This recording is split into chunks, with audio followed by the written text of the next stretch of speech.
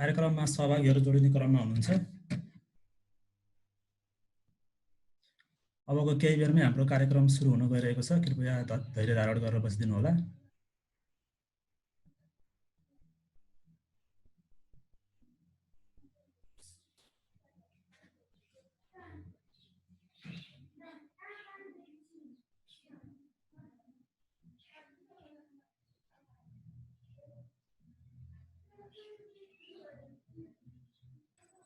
आज असार 29 गते सोमबारको दिन यस सामुदायिक रूपान्तरणका लागि युवा नेपालद्वारा आयोजना गरिएको कार्यक्रम फ्लोरिकल्चर इन नेपालमा जोडिनु भएको सम्पूर्ण सहभागीहरूप्रति म कार्यक्रम सञ्चालक रमेश भट्टराई र कार्यक्रम सहसञ्चालक भाइ कमल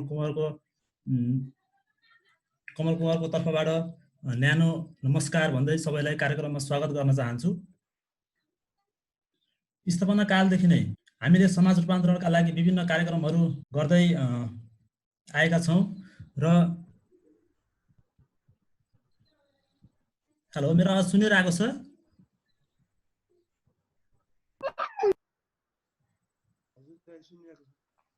ओके। स्थापना कालदेखि नै हामीले समाज रूपान्तरणका लागि विभिन्न कार्यहरू गर्दै आएका छौँ। यस देशमा हुनुभएका युवा वर्गहरूको सोच र विचारलाई चाहिँ कसरी कार्यान्वयन गर्न सकिन्छ र समाजलाई चाहिँ कसरी रूपान्तरण गर्न सकिन्छ भन्ने विषयमा हामी सधैँ कार्यरत रहेका छौँ।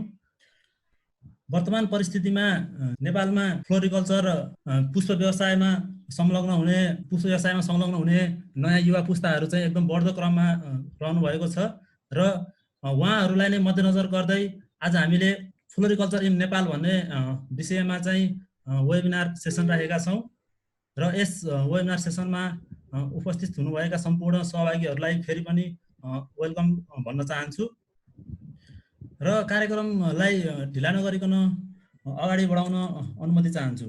आज यस कार्यक्रममा पुष्प व्यवसायलाई चाहिँ कसरी प्रवेश गर्ने अनि पुष्प व्यवसायमा चाहिँ नेपालमा चाहिँ के समस्याहरू छन्, के सम्भावनाहरू छन् र त्यसका चुनौतीहरू के छन् भन्ने विषयमा चाहिँ हाम्रा प्रवक्ताहरूले चाहिँ प्रश्न पारिदिनु हुनेछ र ढिला नगरिकन म हाम्रा प्रवक्ताहरूलाई कार्यक्रममा चाहिँ स्वागत गर्न चाहन्छु।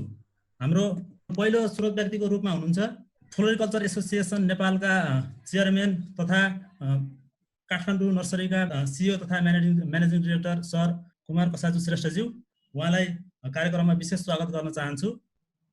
यसै गरी हाम्रो दोस्रो प्रवक्ताको रूपमा हुनुहुन्छ फ्लोरिकल्चर एसोसिएसन नेपालका सेक्रेटरी तथा सनराइज एग्रिटेकका CEO and managing director mister Vishwamani पोखरेलज्यू, उहाँलाई पनि कार्यक्रममा विशेष स्वागत गर्न चाहन्छु। र कार्यक्रमलाई अगाडि बढाउनका लागि चाहिँ हाम्रो यस वेबिनारको चाहिँ संक्षिप्त विषयमा चाहिँ म जानकारी दिन चाहन्छु।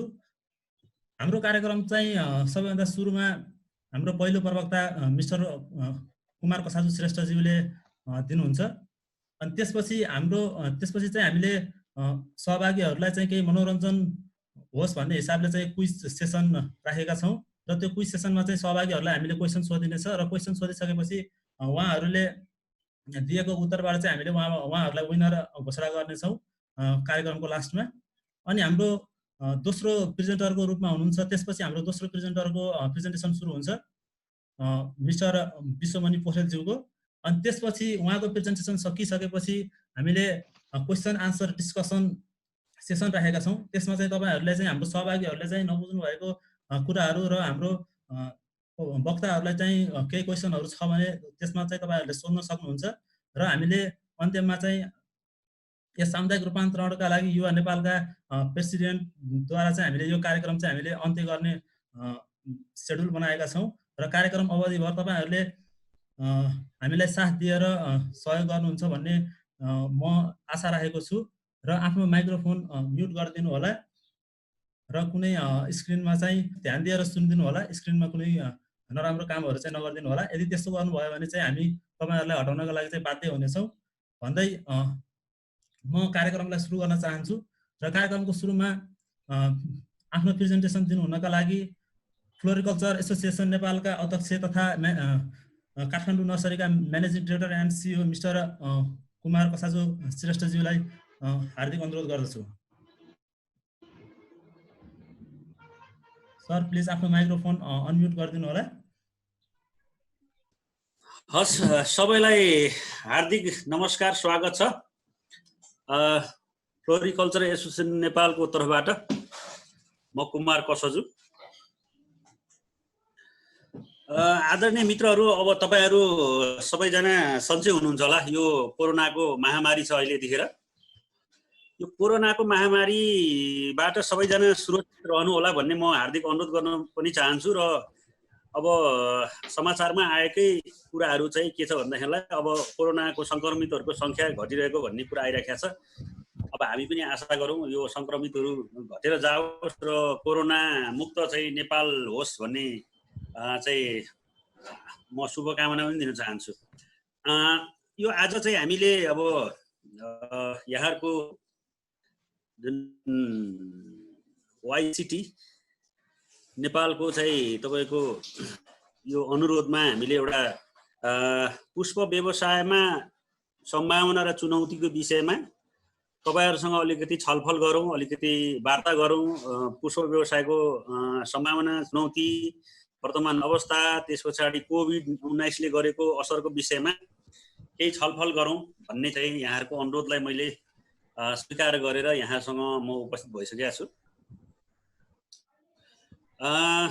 विशेष गरिकन चाहिँ पुष्प व्यवसाय भन्ने बित्तिकै यहाँहरुलाई थाहा छ, यो चाहिँ नेपालमा अरु देशमाहरुमा चाहिँ विभिन्न चाहिँ तपाईको पुष्प सौन्दर्यता मात्रै नभइकन अन्य यसका गुणहरुको व्यापार हुन्छन् हैन, यसका चाहिँ नि मतलब चाहिँ नि विशेषताहरुको व्यापार हुन्छ। तर नेपालमा चाहिँ यसको सौन्दर्यताको मात्रै व्यापार भइरहेको धेरै लामो वर्षदेखि त्यो व्यापार भइरहेको छ।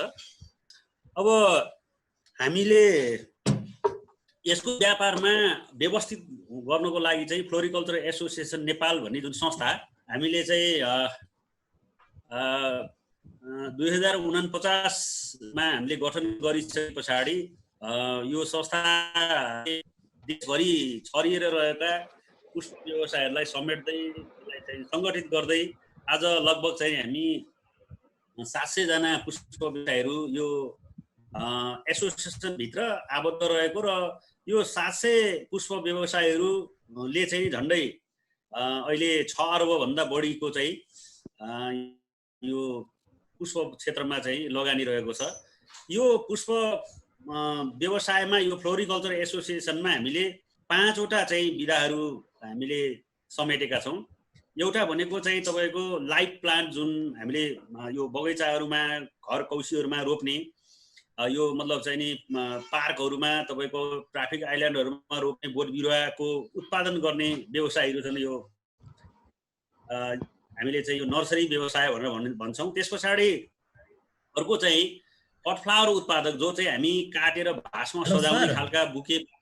हजुर हजुर, मैले तपाईलाई एकछिन रोके। तपाईले स्लाइड शेयर गर्ने बेलामा चेन्ज गर्ने बेलामा चाहिँ चेन्ज गर्न भन्नुस् है, म त्यही अनुसार चेन्ज गर्छु। ओके ओके ल, हैन मैले अति खाली मैले समग्र अगाडि मात्रै भनिरहेको छु, त्यसपछि स्लाइडमा द। हजुर, अनि हामीले चाहिँ अहिले यो कट फ्लावर ग्रोअर भन्दाखेरि तपाईको चाहिँ नि बुके बास्केट सजाउने, मञ्च सजाउने, गाडी सजाउने, फूल उत्पादन गर्ने व्यवसायलाई हामीले चाहिँ के रे हामीले कट फ्लावर ग्रोअर भनेर एउटा सेक्टर हामीले मानेका छौं। र अर्को सेक्टर भनेको चाहिँ रिटेल, जो मान्छेहरूले चाहिँ बास्केट यो बुके बास्केटहरु बनाएर बेच्छन्। उहाँ सिधा चाहिँ हाम्रो उपभोक्तासँग सम्पर्क रहन्छन्। उहाँहरु चाहिँ हाम्रो चाहिँ तेस्रो मतलब चाहिँ नि हाम्रो स्टेक होल्डर हो भयो। त्यसपछाडि चाहिँ अर्को भनेको चाहिँ हाम्रो ल्यान्डस्केप भयो। ल्यान्डस्केपमा चाहिँ विभिन्न पार्कको बनाउने, त्यसपछाडि चाहिँ हामीले अब ट्राफिक आइल्यान्ड भयो, निजी घर अफिसहरुमा चाहिँ बगैँचा बनाउने सेक्टर भयो एउटा। अर्को भनेको चाहिँ इनपुट सप्लाई, जसले चाहिँ नि गमला, खाद, कोकोपिट, ग्रीन हाउस लगायत चाहिँ नि ग्रीन हाउसको अन्य मेटेरियलहरु, ड्रिप इरिगेसनहरु, यी सबै चाहिँ व्यवसाय गर्नेलाई हामी समेटेर हामीले 5 वटा सेक्टरलाई एकीकृत गरेर हामीले चाहिँ फ्लोरिकल्चर एसोसिएसन निर्माण गरेको हो। फ्लोरिकल्चर एसोसिएसन चाहिँ नि यही 5 वटा सेक्टर भित्र रहेर हामीले काम गरिरहेका छौं र यो काम चाहिँ हाम्रो निरन्तर रूपमा 49 सालदेखि अहिलेसम्म 77 सालसम्म आउँदाखेरि हामी चाहिँ अलिकति फराकिलो हुँदै गइरहेको छ। यहाँहरूलाई अब आजको यही पेरिफेरीभित्र बसेर यसमा चाहिँ नि हामीले यो फ्लोरिकल्चर एसोसिएसन गठन भइसके पछाडिको 27 वर्षमा हामीले हासिल गरेका ज्ञानहरू यहाँहरूसँग चाहिँ नि सेयरिङ गर्नको लागि मैले एउटा चाहिँ नि यो स्लाइड निर्माण गरेको छु। यो स्लाइडको चाहिँ हामी अब मा अगाडि बढ्छौँ। आजको शीर्षक चाहिँ नेपालमा पुष्प व्यवसायको वर्तमान अवस्था, सम्भावना र चुनौती भन्नेमा त्यसमा हामीले चाहिँ अहिले कोभिड-19 को असरको विषयमा नि अलिकति केही छलफल चाहिँ वार्ताहरू गर्छौँ। स्लाइड चेन्ज गरिदिनु होला, कृपया स्लाइड चेन्ज गरिदिनु होला। हाम्रो व्यावसायिक चाहिँ क्षेत्र चाहिँ 2011 सालदेखि हाम्रो चाहिँ यो नर्सरी व्यवसायीहरूले चाहिँ फुल उत्पादन गरेर बिक्री गर्न थाले भन्ने चाहिँ हाम्रो तथ्याङ्क भएको छ। अब हामीले चाहिँ अब यो 2060-70 को दशकमा चाहिँ बढी व्यवसायीहरू चाहिँ पुष्प व्यवसायी चाहिँ भयो भन्ने कुरा चाहिँ हामीले तथ्याङ्कमा समेटेका छौँ। अर्को स्लाइडमा जाउँ। हजुर, पुष्प व्यवसायको उपक्षेत्र भनेर हामीले चाहिँ उपक्षेत्र चाहिँ हामीले किन उपक्षेत्र भनेका भनेदेखिलाई तपाईँको पुष्प व्यवसायमा पनि नर्सरी व्यवसायमा पनि धेरै वस्तुहरू उत्पादन हुने, कट फ्लावरमा पनि धेरै वस्तुहरू उत्पादन हुने भएको कारणले गर्दाखेरि यसलाई चाहिँ नि यसको चाहिँ मूल क्षेत्र भनेको चाहिँ नर्सरी व्यवसायको मूल क्षेत्र भयो। त्यस पछाडि उपक्षेत्रमा चाहिँ नर्सरीमा विभिन्न सिजनल फुलहरू चाहिँ तपाईँको उत्पादन भइरहेका हुन्छ, जसले चाहिँ हाम्रो घर करेसा बारी कौशीहरू चाहिँ नि सजाउनको लागि उपयोग हुन्छ, जो धेरै जसो गमलामा चाहिँ नि रोपिन्छ। ती सिजनल फुलहरू उत्पादन हुन्छ। त्यस पछाडि चाहिँ आलङ्कारिक बोट बिरुवा जो चाहिँ तपाईँको एकचोटि रोपेपछि धेरै लामो समयसम्म चाहिँ फुलिरहने बोट बिरुवाहरू, बसिरहने बोट बिरुवाहरू हामीले भनेका छौँ। भनेदेखिलाई रुखहरू र झाडीहरू भनेको श्रब्सहरू, ट्रिज, श्रब्सहरू, फोलिएजहरू र बिउ पनि हामी उत्पादन गर्छौँ। र यो गानो, जरा, बल्बहरू, राइजम, ट्युबरहरू पनि हामीले चाहिँ नर्सरी व्यवसायको उपक्षेत्र भनेर हामीले भनेका छौँ। भनेदेखिलाई कटफ्लावरको उपक्षेत्रमा चाहिँ यो कटफ्लावरमा चाहिँ नि विभिन्न कटफ्लावरहरू चाहिँ उपयोग हुन्छ। अहिले जे राखिरहेको छ यो चाहिँ हामीले जनरल यो उत्पादन गरिरहने यहाँ नेपाली बजारमा प्रयोग गरिरहने लाई हामीले समेटेका छौँ। यद्यपि विश्व बजारमा अहिले धेरै प्रजातिका नयाँ चाहिँ तपाईँको कटफ्लावर चाहिँ विकास भइसकेको छ। यसमा पनि हामीले चाहिँ नेपालमा ग्ल्याडियोलस, गुलाब, कार्नेसन, जरबेरा, लिली, सयपत्री, लेमोनियम, गोदावरी भनेर हामीले चाहिँ भनेका छौँ। यदि पछिल्लो समयमा चाहिँ धेरै चाहिँ तपाईँको फ्लावरको चाहिँ भेराइटीहरू आइसकेको छ। यसमा चाहिँ तपाईँको हामीले चाहिँ यो कटफ्लावरको थोक विक्रेता व्यवसाय भनिरहेको छौँ, जहाँ हामीले फुलहरू उत्पादन गर्छ र यो थोक विक्रेताकोमा लगेर हामीले चाहिँ हामी त्यहाँ कलेक्सन सेन्टरमा राख्छौँ। र त्यो कलेक्सन सेन्टर भनेको चाहिँ थोक विक्रेताकोमा गएर चाहिँ अब रिटेल व्यवसायीहरूले चाहिँ त्यहाँ गएर तपाईँको आफूले किनेर लिएर जान्छन्। र कटफ्लावर खुद्रा व्यवसाय भनेको चाहिँ तपाईँको जसले चाहिँ नि सिधा उपभोक्ताहरूमा चाहिँ यो कटफ्लावरहरू चाहिँ त्यसमा चाहिँ नि भ्यालु एड गरेर सम्वेष्टीकरण गरेर चाहिँ उहाँले जुन कारोबार गर्नुहुन्छ, जस्तो चाहिँ नि गाडी सजाउने, बुके बास्केट बनाउने, त्यस पछाडि विभिन्न मञ्चहरू सजाउने, विभिन्न अफिस कार्यालयहरूमा फ्लावर टेबलमा चाहिँ फ्लावर भासहरू राख्ने, फ्लावर भासहरूमा चाहिँ फ्रेस फ्लावरहरू राख्ने काम चाहिँ उहाँहरूले समेट्नुहुन्छ। र हामीले चाहिँ कटफ्लावरको मतलब चाहिँ नि सब प्रोडक्टको रूपमा चाहिँ हामीले हेरेका छौँ। र अर्को चाहिँ तपाईँको ल्यान्डस्केप भनेको चाहिँ हामीले अन्यमा ल्यान्डस्केप गार्डनिङ, जसले चाहिँ तपाईँको सडकहरूमा चाहिँ तपाईँको ट्राफिक आइल्यान्डहरू निर्माण गर्ने, त्यसको हरियाली प्रवर्धन गर्ने, त्यस पछाडि चाहिँ तपाईँको घर करेसामा अथवा चाहिँ तपाईँको कार्यालय परिसरहरूमा चाहिँ बगैँचा निर्माण गर्ने, त्यस्ता चाहिँ तपाईँको व्यवसाय गर्नलाई हामीले चाहिँ अन्य उपक्षेत्रको रूपमा लिएका छौँ। भन्नलाई टिस्यु कल्चर जसले चाहिँ तपाईँको अहिले यो नयाँ टेक्नोलोजी टिस्यु कल्चरको चाहिँ नि द्वारा चाहिँ नि बोट बिरुवाहरू उत्पादन गर्ने र यो ड्राई फ्लावरहरू उत्पादन गर्ने, यसलाई पनि हामीले अन्य क्षेत्रको रूपमा लिएका छौँ। र अघि मैले भने चाहिँ विभिन्न चाहिँ तपाईँको टेक्नोलोजीको बिक्री गर्नेहरू, जस्तो चाहिँ नि इरिगेसनका सिस्टमहरू, अहिले नयाँ आएका ड्रिप इरिगेसनका सिस्टमहरू, त्यस पछाडि मल खादहरू, अनि त्यसपछि गमलाहरू चाहिँ ग्रो ब्याग, पोली ब्यागहरू, चाहिँ बिक्री वितरण गर्ने यो ग्रिन हाउसहरू निर्माण गर्ने र त्यसको बिक्री वितरण गर्नेलाई पनि हामीले पुष्प व्यवसायको उपक्षेत्रको रूपमा हामीले लिएका छौँ। अर्को स्लाइडमा जानु होला। अहिलेको पुष्प व्यवसायको बारेमा अलिकति धेरै अगाडि जानुभयो क्या हो? ठिक छ ओके। अहिलेको पुष्प व्यवसायको अवस्थाको बारेमा यहाँहरूलाई मैले जानकारी गर्नुपर्दा अहिले हाम्रो देशभरि रहेको चाहिँ छरिएर रहेको 43 जिल्लामा चाहिँ हाम्रो पुष्प खेती भइरहेको छ। 43 जिल्लामा चाहिँ धेरै जसो चाहिँ तपाईँको अहिलेको परिस्थितिमा चाहिँ तपाईँको चाहिँ तराईमा केही थोरै जिल्लाहरू छन् र चाहिँ तपाईँको मध्य पहाडी जिल्लाहरूमा जहाँ सहरको चाहिँ बढी विकास छ त्यस्तो जिल्लाहरूमा चाहिँ जस्तो चाहिँ तपाईँको यो बागमती प्रदेशको धेरै जसो काठमाडौँमा चाहिँ तपाईँको पुष्प व्यवसायीहरू छन्। यहाँ तपाईँहरूलाई देखाइरहेको छ हामीले चाहिँ 287 पुष्प व्यवसायीहरू चाहिँ तपाईँको काठमाडौँमा छ। ललितपुरमा 49, मोरङमा 23, कास्कीमा 30 र भक्तपुरमा 29। यो चाहिँ हामीले धेरै जिल्ला सदस्य सङ्ख्या रहेको चाहिँ हामीले यो चाहिँ रिपोर्ट गरेका हौँ। यो चाहिँ तपाईँको अब अरू जिल्लाहरूमा जस्तो चाहिँ नि अहिले प्रदेशको हिसाबले गर्दाखेरि प्रदेश तपाईँको 6 मा चाहिँ जम्मा 2 जना व्यवसायी हुनुहुन्छ। अब हामीले चाहिँ तपाईँको अरू बाँकी चाहिँ सबै चाहिँ तपाईँको धेरै जसो काठमाडौँ, ललितपुर, भक्तपुर, कास्की र मोरङ भनेर बनाएका छौँ। यद्यपि पछिल्लो समयमा चाहिँ अब इलाम, झापातिर पनि धेरै सदस्य सङ्ख्या वृद्धि भइसकेको छ र यता चाहिँ रूपन्देही, कपिलवस्तुतिर पनि सदस्यहरू बढिरहेका छ। त्यस्तै कैलालीमा पनि सदस्य सङ्ख्या वृद्धि हुने क्रम रहेको छ। अहिले चाहिँ हामी 700 अघि मैले भने 700 भन्दा बढी पुष्प व्यवसायीहरू चाहिँ यसमा चाहिँ रहेको छ र यो हामीले यहाँ तथ्याङ्कमा देखाएका छौँ। यो नर्सरी व्यवसाय चाहिँ सबैभन्दा धेरै नर्सरी व्यवसाय छन्। त्यस पछाडि कटफ्लावर पसलहरू चाहिँ लगभग 96वटा देशभरिको हो यो। अनि कटफ्लावर थोक बजार भनेर 4वटा थोक बजार छन्। अहिले यतिखेर चाहिँ थोक बजार पनि एक दुईवटा सङ्ख्याहरू वृद्धि भइसकेका छ।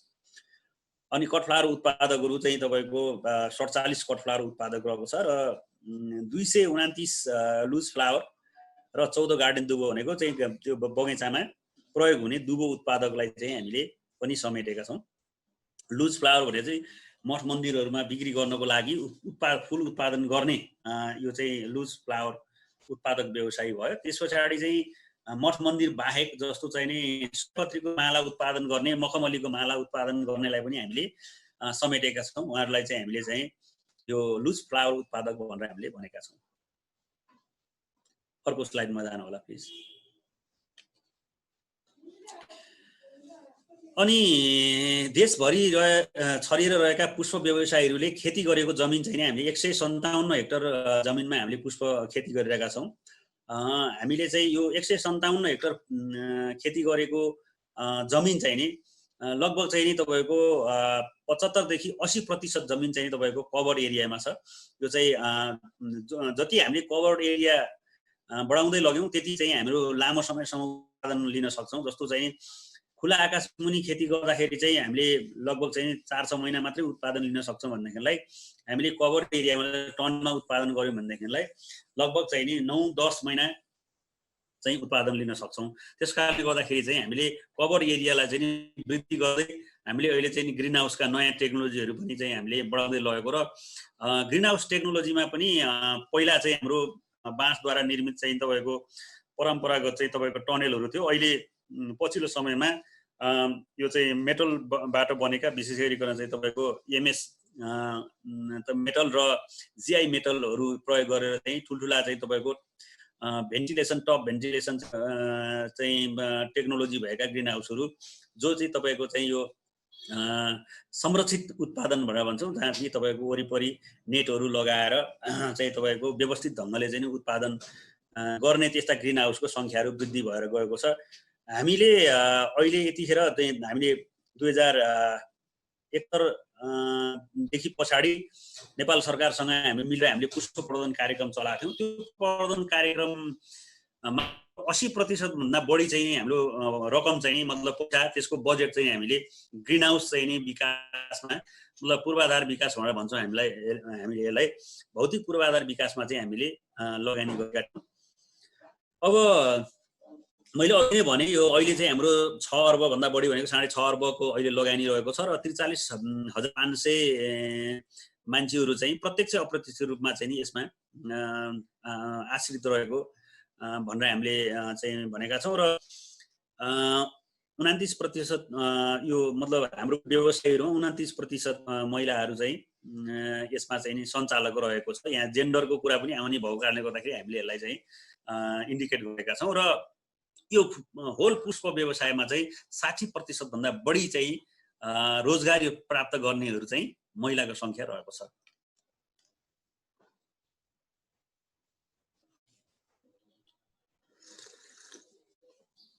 अब अहिले चाहिँ हाम्रो पुष्प व्यवसायको अहिलेको वर्तमान अवस्थामा चाहिँ नि कुन वस्तुहरूको चाहिँ कति छ त मतलब चाहिँ त्यसको हिस्सा भनेर हामीले हेर्दाखेरि चाहिँ यो सिजनल फुल बिरुवामा आर्थिक वर्ष 71-72 मा चाहिँ नि हाम्रो लगभग 22 करोड चाहिँ भन्दा बढीको चाहिँ नि कारोबार भएको छ भन्नेलाई 73-74 मा चाहिँ तपाईको 27 करोड भन्दा बढीको कारोबार रहेको छ र 74-75 मा चाहिँ पुग्दाखेरि चाहिँ 33 करोड भन्दा बढीको चाहिँ नि सिजनल फुलको चाहिँ तपाईको कारोबार भएको चाहिँ छ भन्नेलाई अलङ्कारिक बोट बिरुवामा चाहिँ तपाईको 71-72 यो 3 वर्षको चाहिँ नि डेटा हामीले राखेका छौं। 40 करोड भन्दा बढीको चाहिँ कारोबार छ भन्नेलाई 73-74 मा 52 करोड भन्दा बढीको कारोबार छ भन्नेलाई तपाईको अब आर्थिक वर्ष 75-76 मा जाँदाखेरि चाहिँ त्यही 64 करोड भन्दा बढीको चाहिँ नि आर्थिक कारोबार चाहिँ नि अलङ्कारिक बोट बिरुवाहरूको हिस्सा रहेको छ। त्यस्तै चाहिँ हामीले चाहिँ कटफ्लावरमा चाहिँ हाम्रो टोटलमा चाहिँ तपाईको कारोबार चाहिँ हाम्रो आर्थिक वर्ष 71-72 मा 21 करोड भन्दा बढीको कारोबार छ। 73-74 मा 28 करोड र 75-76 मा चाहिँ 34 करोडको चाहिँ हाम्रो कारोबार रहेको छ। ल्यान्डस्केप गार्डन डिजाइनमा चाहिँ हाम्रो चाहिँ 71-72 मा चाहिँ 17 करोडको कारोबार छ भन्नेलाई 73-74 मा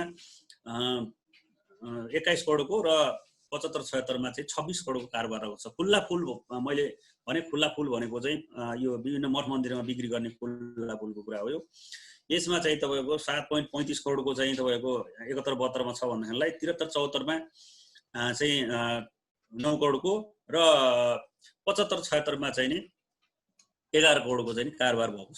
र सयपत्रीको माला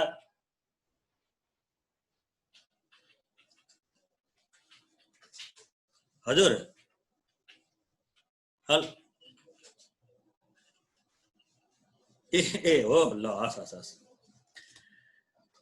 अनि ल मैले चाहिँ नि यसलाई अब यहाँहरूले स्लाइड हेरिराख्नु भएको छ। यसमा चाहिँ हाम्रो अहिलेको यो 3 वर्षको कारोबार हेर्दाखेरि चाहिँ हाम्रो अहिलेको वर्तमान अवस्था चाहिँ नि 2 अर्ब 42 करोडको चाहिँ तपाईको यो चाहिँ आर्थिक कारोबार गरिरहेको छ।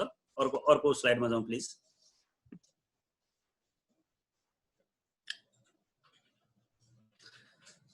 अब यो चाहिँ हाम्रो पुष्प व्यवसायमा अपनाएका प्रविधिहरूको माथि कुरा गर्नुपर्छ। यसमा चाहिँ परम्परागत खेती प्रविधि र आधुनिक खेती प्रविधि भन्ने छ। अहिले हामीले चाहिँ परम्परागत खेती प्रविधिलाई चाहिँ हामीले बिस्तारै चाहिँ तपाईको हटाउँदै हामीले आधुनिक खेती प्रविधितिर गइरहेका छौँ। किन भन्नेलाई हामीले परम्परागत खेती प्रविधिमा चाहिँ काम गरिरहँदाखेरि चाहिँ हाम्रो उत्पादन र उत्पादकत्व चाहिँ वृद्धि हुन सकिरहेको छैन र हामीले चाहिँ तपाईको बजारको माग अनुसारको चाहिँ हामीले आपूर्ति गर्न नसकेको र उत्पादन गर्न नसकेको परिस्थितिलाई हामीले मध्यनजर गर्दै हामीले चाहिँ आधुनिक खेती प्रविधिमा हामी जहाँ गइराखेका छौँ। अहिले हामीले चाहिँ विगत 10 वर्ष यो 10 वर्ष चाहिँ हामीले आधुनिक खेती प्रविधितिर चाहिँ बढी चाहिँ हामीले जोड दिइराखेका छ। यसैमा हामीले चाहिँ विभिन्न चाहिँ तपाईको देशहरूबाट युरोपियन टेक्नोलोजीहरू पनि हामीले चाहिँ नेपालमा ल्याएर हामीले त्यो खालको चाहिँ तपाईको चाहिँ प्रविधि हस्तान्तरण गर्ने कामहरू पनि भइराखेका छ। अर्को स्लाइडमा जाउँ प्लिज। विगतमा अपनाएका प्रविधिहरू भनेर हामीले भनेका छौँ। यो चाहिँ तपाईको सामान्यतया चाहिँ तपाईको खुला आकाशमा चाहिँ खेती गर्ने हाम्रो पुरानो खालको प्रविधिहरू छन् र प्रविधिहरू त्यस पछाडि चाहिँ तपाईको यो बाँसद्वारा निर्मित चाहिँ तपाईको प्लास्टिकका टनेलहरू जो चाहिँ तपाईको कृषि उत्पादनको लागि चाहिँ योग्य छैन त्यस्ता चाहिँ प्लास्टिकहरू युज भएको र अब सिँचाइका कुराहरू गर्दाखेरि पनि प्राय चाहिँ सबै चाहिँ त्यस्ता खालका चाहिँ मतलब इरिगेसनका टेक्नोलोजी प्रयोग नभएको हातैले दिने तपाईँको पाइपहरूले यस्तो फ्लड इरिगेसन दिने हाम्रो चाहिँ पुरानो प्रचलन छ। यो चाहिँ तपाईँको बिउहरू उत्पादन गर्दाखेरि पनि सिधै चाहिँ माटोमा उत्पादन गर्ने त्यस्ता खालका चाहिँ हाम्रो परम्परागत प्रविधिहरू रहेको छ। अर्को स्लाइडमा जाउँ।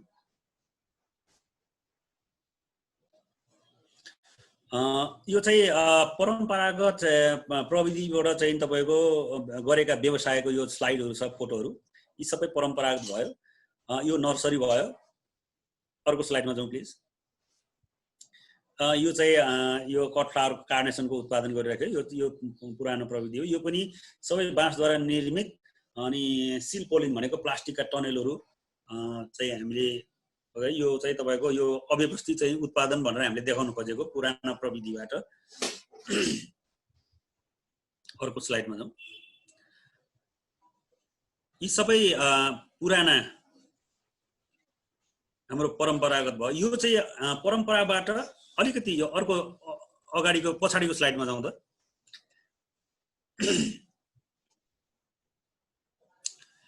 यी भए सबै चाहिँ पुरानाबाट बिस्तारै विकास भएर चाहिँ हामी बिस्तारै विकास भएर यो चाहिँ तपाईँको यो मेटलबाट बनेका EMS मेटल भनेर भन्छ हामीले, मेटलबाट बनेका बाँसलाई प्रतिस्थापन गरेर मेटल स्थापित गरेर त्यस पछाडि माथि राखेको जुन तपाईँहरूले प्लास्टिक देखिरहनु भएको छ यो चाहिँ सिल पोलिन होइन, यो चाहिँ युभी पोली फिल्म भनेर भन्छ यसलाई। यसबाट चाहिँ तपाईँको बोट बिरुवालाई चाहिने सूर्यको किरण मात्रै चाहिँ तल आउने र चाहिँ तपाईँको यो युभी प्रोटेक्टेड चाहिँ तपाईँको यो पोलिथिन यो जुन प्रयोग गरिसके पछाडि उत्पादनमा चाहिँ नि धेरै गुणस्तर सुधार भएको हामीले पाएका छौँ।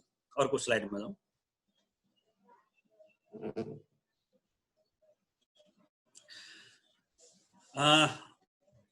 यो चाहिँ विगतमा अपनाएका प्रविधिको कुराहरू छ।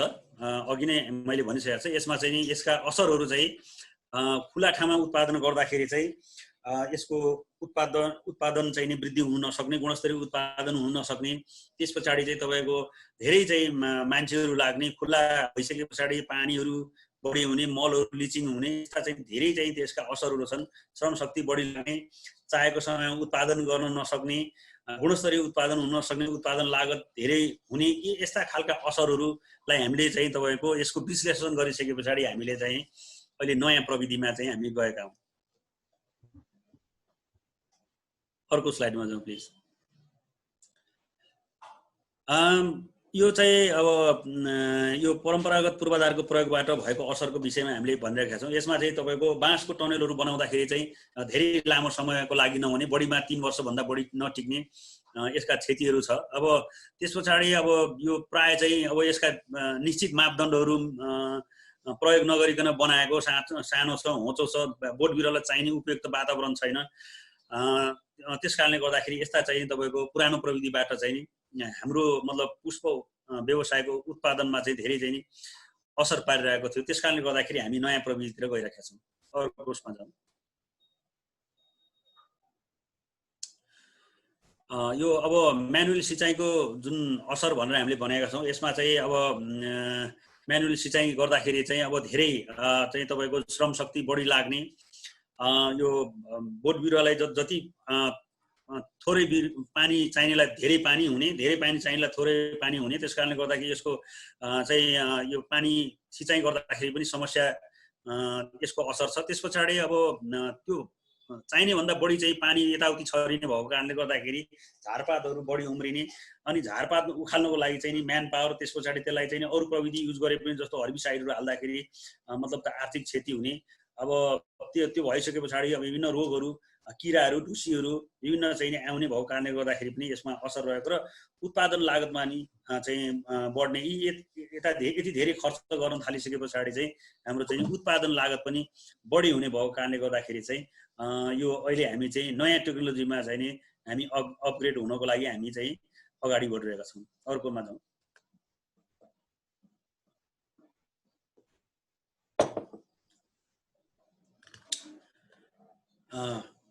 यसमा चाहिँ हामीले अब यसमा अघि नै भनिसकेका छ, यो चाहिँ श्रम शक्ति बढी लागिसके पछाडि हामीले आयातित वस्तुसँग प्रतिस्पर्धा पनि हामी गर्न सक्दैनौँ।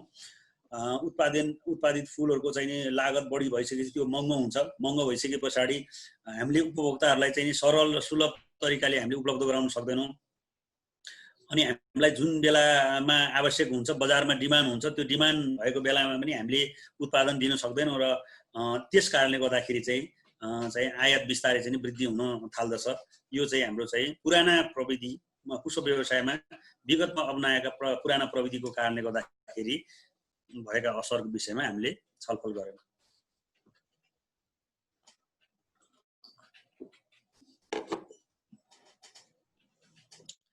अब अहिले हामीले नयाँ खेती प्रविधिमा जाँदाखेरि चाहिँ यो जस्तो चाहिँ तपाईँको विभिन्न चाहिँ तपाईँको यो पुरानो प्रविधिलाई हामीले विस्थापित गरेर नयाँ सेड हाउसहरू, यसको चाहिँ नि उचाइ, यो चाहिँ तपाईँको बटम हाइट, सेन्ट्रल हाइटका उचाइहरूको मापदण्ड निर्माण गऱ्यौँ। त्यस पछाडि हामीले माथि यो पोलिफिल्म चाहिँ युभी पोलिफिल्महरू प्रयोग गऱ्यौँ। त्यस पछाडि वरिपरि चाहिँ हामीले चाहिँ नेट हाउसहरू हालेर भित्र तपाईँको प्रोटेक्टेड चाहिँ तपाईँको कल्टिभेसन सुरु गऱ्यौँ।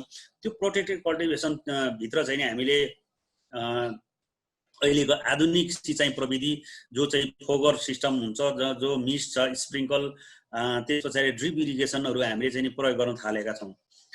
त्यस्तै चाहिँ अब यो जस्तो हामीले पेस्ट एन्ड डिजिज म्यानेजमेन्टमा पनि हामीले चाहिँ पहिला जुन खालको एउटा हाते जुन स्प्रेले चाहिँ हामीले काम गर्थ्यौँ भनेदेखि अहिले पछिल्लो समयमा चाहिँ अहिले आधुनिक प्रविधिका चाहिँ ब्याट्रीबाट चल्ने, पेट्रोलबाट चल्ने, बिजुलीबाट चल्ने स्प्रेहरू चाहिँ हामीले गर्दाखेरि चाहिँ त्यहाँ चाहिँ धेरै मतलब चाहिँ वातावरणीय असर पनि नपर्ने र जति जुन वस्तुलाई चाहिँ हामीले चाहिँ स्प्रे गर्ने हो त्यसलाई स्प्रे हुने र चाहिँ धेरै मतलब माटोहरूमा पनि यो विषादीहरू चाहिँ नजाने।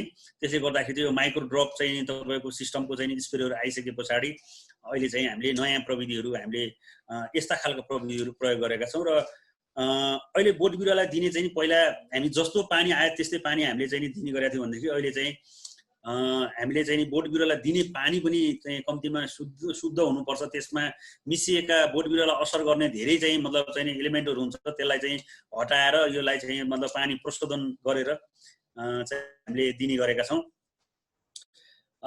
त्यस्तै चाहिँ अब झारपातहरू नआओस् भनेर चाहिँ विभिन्न चाहिँ अब यो मल्चिङहरू जस्तो चाहिँ तपाईँको मल्चिङ सिस्टम चाहिँ हामीले पनि यो खालको प्रविधि पनि हामीले प्रयोग गरिरहेका छौँ भन्दाखेरिलाई यो माटो रहित खेती प्रविधि पनि आएको छ अहिले। कोकोपिट, पिटमस चाहिँ भर्मिकोलाइट भनेर यस्ता खालका चाहिँ सोइल लेस प्रविधिहरू पनि आइसकेका छ। यो पनि अहिले बिस्तारै खेतीको प्रविधिमा गइरहेको छ। त्यस पछाडि यो मतलब चाहिँ बारी खन्नको लागि, खेत खन्नको लागि पनि अहिले चाहिँ पहिला हाम्रो विभिन्न हाते मतलब चाहिँ मान्छेद्वारा चाहिँ विभिन्न औजारहरूले, कृषि औजारहरूले खन्ने गरेको थियो भनेदेखि अहिले चाहिँ यो मिनी ट्र्याक्टरहरूले चाहिँ खन्दाखेरि चाहिँ जनशक्ति कम लाग्ने र काम पनि छिटो हुने भएको कारणले यो खालको प्रविधिहरूतिर चाहिँ हामी गइरहेका छौँ। र विभिन्न माटोमा, पानीमा रहेका विभिन्न इसिपिएच चाहिँ इसिपिएचहरू पनि नापेर त्यसका नापजाँच गरेर त्यसका कमी भएका र बढी भएका चाहिँ तपाईँको माटोमा रहेका चाहिँ विभिन्न चाहिँ तत्त्वहरू छ त्यसलाई चाहिँ हामीले सन्तुलन गर्ने काम पनि गरिरहेका छौँ। र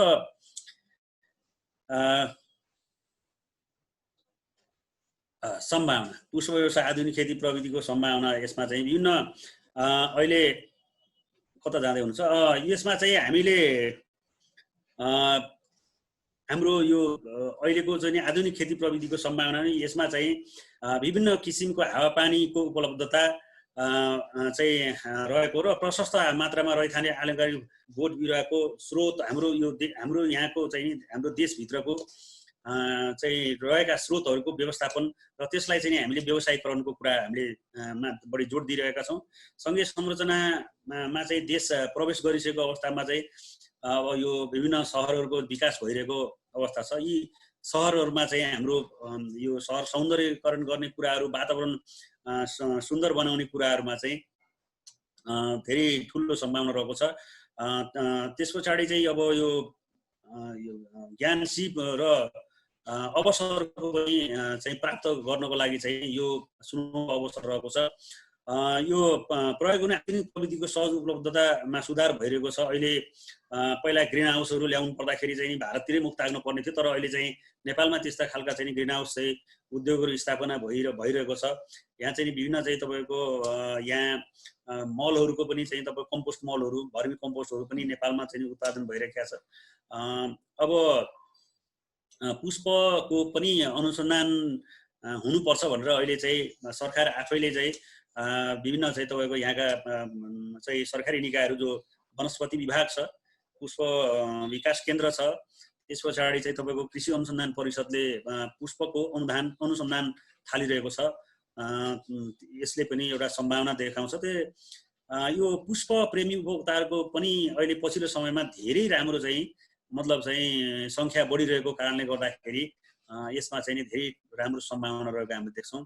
अनि यो बजारको जुन माग छ, त्यो माग जसरी चाहिँ बढिरहेको छ त्यसरी आन्तरिक उत्पादनमा पनि वृद्धि भइरहेको र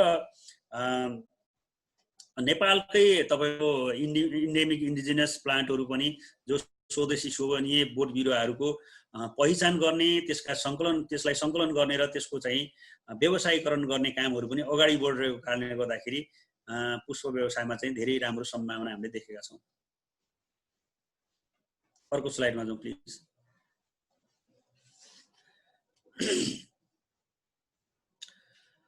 अहिले चाहिँ विभिन्न चाहिँ तपाईँको सरकारी निजी विश्वविद्यालयले पनि त्यही अनुसन्धान र विकासमा चाहिँ रुचि देखाइरहेको छ।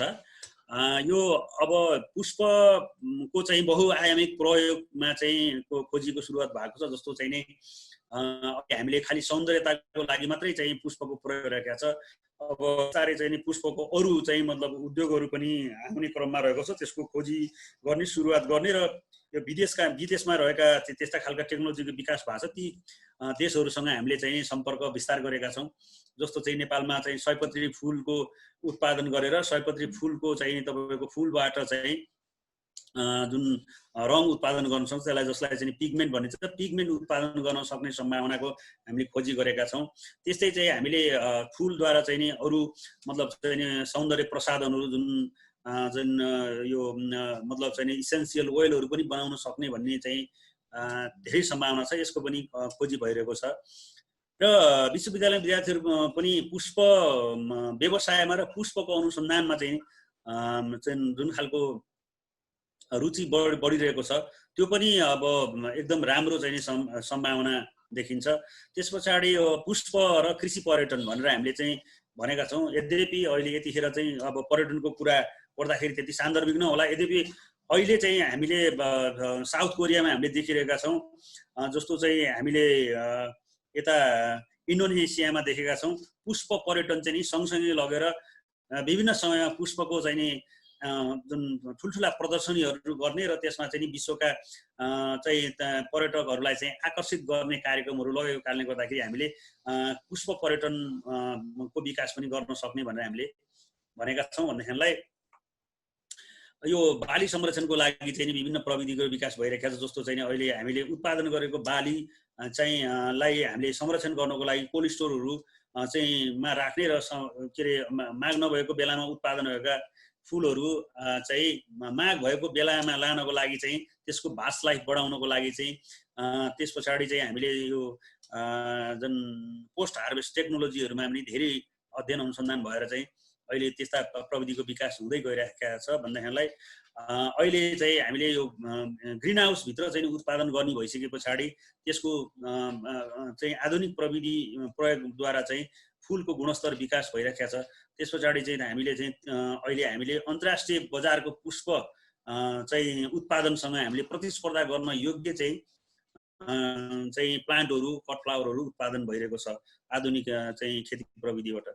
त्यस पछाडि हामीले चाहिँ यो अहिले चाहिँ बजारको माग अनुसार आन्तरिक उत्पादनले धान्न नसके आयात भइरहेको भन्ने चाहिँ यो पनि हामीले एउटा चाहिँ नि सम्भावनाको रूपमा रहेको छ। किन भन्दाखेरि हामीले अहिले यतिखेर पनि गत वर्षको ट्रेड हेर्दाखेरि लगभग चाहिँ नि 19 करोडको चाहिँ नि आयात भएको देखिन्छ। यो 19 करोडको आयात भनेको चाहिँ हामीले यहाँ उत्पादन गर्न सक्ने सम्भावना हामीले देखेका छौँ।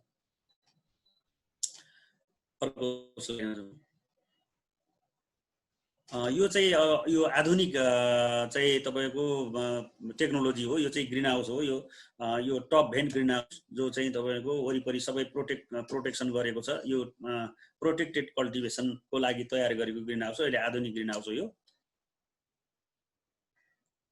अर्को स्लाइडमा जाउँ प्लिज। यो पनि अहिले आधुनिक ग्रिन हाउसको हो। यो चाहिँ यो भक्तपुरमा जोडिएको ग्रिन हाउस भयो। यो अहिलेको आधुनिक ग्रिन हाउस भयो। यो फ्लोरिकल्चर नै उत्पादन हुन्छ यो ग्रिन हाउस सबैमा। अनि मल्चिङ अघि मैले भनिरहेको थिएँ, मल्चिङ सिस्टम भनेको यो हो। यो चाहिँ खुल्ला आकाशमा गरेको ग्ल्याडियोलस खेती हो। यो चाहिँ रोज खेती हो। यो मल्चिङ लगाएर गरिरहेको छ। यो चाहिँ फ्लोरिकल्चर एसोसिएसनले जडान गरेका ग्रिन हाउसहरूको अनुगमन भइरहेको छ। यसमा चाहिँ यो ड्रिप इरिगेसन चाहिँ तपाईँको ड्रिप इरिगेसन सिस्टम हामीले देख्न सक्छौँ। त्यस पछाडि यहाँ चाहिँ यो कार्नेसनको खेती हो। यो यसमा चाहिँ मल्चिङ गरेको छैन। अगाडि जाउँ।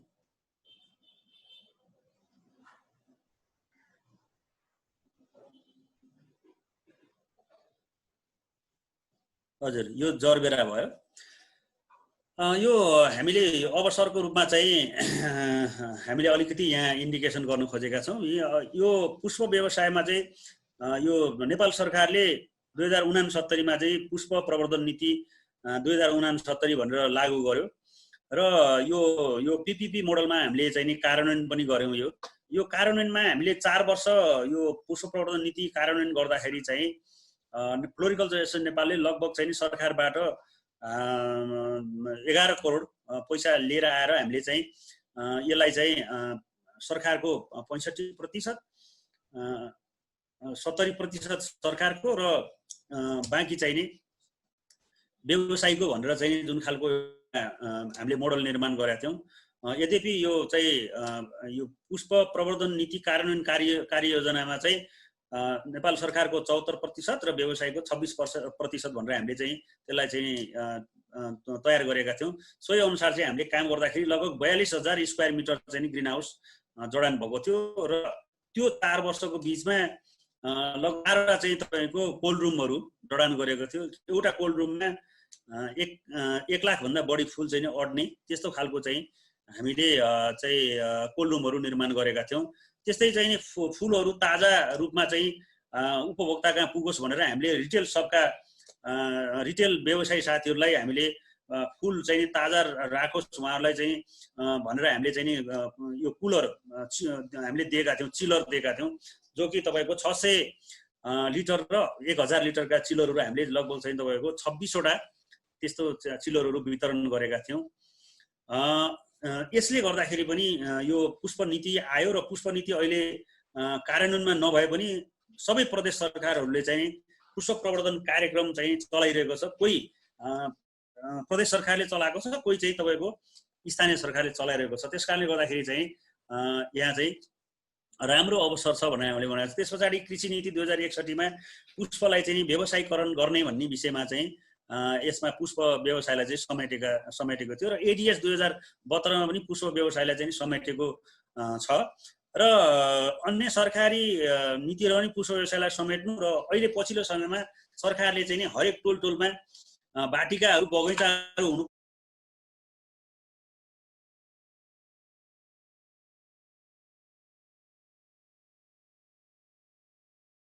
अहिले हरियाली प्रवर्धनमा चाहिँ अब एउटा चाहिँ घरको नक्सा पास गर्दाखेरि चाहिँ अनिवार्य चाहिँ बोट बिरुवा रोपेको हुनुपर्दछ भन्ने जुन खालको प्रावधान राखेको छ, यसले पनि पुष्प व्यवसायलाई चाहिँ राम्रो अवसर सृजना गरेको छ। अब सङ्गठनको कुरा गर्दाखेरि यो चाहिँ नि विभिन्न जुन सङ्गठनहरूसँग हामीले साझेदारी कार्यक्रम गरिरहेका छौँ। जस्तो हामीले साउथ कोरियासँग चाहिँ हामीले क्याफे भन्ने अर्गनाइजेसन छ, यो क्याफेसँग हाम्रो सहकार्य रहेको छ भन्दाखेरिलाई हाम्रो चाहिँ यो युरोपको नेदरल्यान्डसँग चाहिँ हाम्रो पम नेदरल्यान्ड भन्ने संस्थासँग हाम्रो चाहिँ मतलब सहकार्य रहेको छ। त्यस पछाडि अब पुष्प व्यवसायको विकासको लागि चाहिँ नि सरकारको छुट्टै पुष्प चाहिँ एउटा संस्था पनि बनिसकेको छ, जो कि तपाईँको पुष्प विकास केन्द्र। यद्यपि अहिले पुष्प विकास केन्द्र चाहिँ यो बागमती प्रदेशमा मात्रै चाहिँ निहित भएको छ, त्यसमा मात्रै चाहिँ लगेर बागमती प्रदेशमा राखिदिएको छ। हामीले प्रयास गरिरहेका छौँ कि चाहिँ 7वटा प्रदेशमा चाहिँ पुष्प विकास केन्द्र गठन गर्ने या त चाहिँ पुष्प विकास केन्द्रलाई चाहिँ सङ्घीय सरकार मार्फत चाहिँ सञ्चालन गर्नुपर्छ भनेर हाम्रो चाहिँ जोरदार लबिङ रहिरहेको छ र त्यही अनुसार चाहिँ अगाडि बढिरहेको छ। अर्को चाहिँ तपाईँको भित्तको कुरा गर्दाखेरि अहिले सरकारले अन्य कृषिमा चाहिँ पुष्पलाई पनि यो मतलब ब्याजमा चाहिँ अनुदान दिइरहेको छ। त्यस्तै चाहिँ यो चाहिँ पुष्प बिमाको जुन पुष्प व्यवसायको बिमाको लागि चाहिँ बिमा समितिहरूसँग अहिले चाहिँ हामीले कोअपरेट गर्दैछौँ कि अब पुष्प व्यवसाय पनि बिमा हुनुपर्छ भनेर हामीले बिमा लेख्ने तयारीमा रहेको छ। र प्रविधि विकासको कुरा गर्दाखेरि चाहिँ अब अहिले अन्तर्राष्ट्रिय स्तरमा चाहिँ जुन प्रविधिको विकास भइरहेको छ त्यो प्रविधि नेपालमा भित्राउनको लागि चाहिँ अब पहिला जस्तो चाहिँ एकदम चाहिँ घुम्दै चाहिँ भारत भएर नेपाल आउने कुरो रहेको छैन। अहिले चाहिँ सिधै जहाँ प्रविधिको विकास भएको छ त्यहाँबाट सिधा चाहिँ नेपाल आउन सक्ने त्यस्ता बिरुवाको प्रजातिको विकासको कुरा गर्दाखेरि या अन्य प्रविधिको पुष्प व्यवसायको चाहिँ प्रविधिको विकास कुरा गर्दाखेरि सिधै चाहिँ नेपालसम्म आउने चाहिँ त्यस्तो वातावरण बनेको छ। त्यस पछाडि चाहिँ हामीले अहिले सरकारले कृषि यान्त्रिकीकरणमा पनि मतलब चाहिँ धेरै चाहिँ जोड दिइरहेको छ। त्यसकारणले गर्दाखेरि हाम्रो यान्त्रिकीकरणको कुरा गर्दाखेरि पुष्प व्यवसाय यस्तो चाहिँ व्यवसाय जसले चाहिँ सबैभन्दा पहिला चाहिँ तपाईँको कृषिमा चाहिँ प्रविधिको चाहिँ प्रयोग गर्यो र यान्त्रिकीकरणको पनि हामीले चाहिँ आवाज उठाएको। त्यसमा चाहिँ तपाईँको अहिले सरकारले त्यसलाई चाहिँ मतलब प्राथमिकतामा राखेको कारणले यसमा चाहिँ राम्रो अवसरको हामीले देखेका छौँ।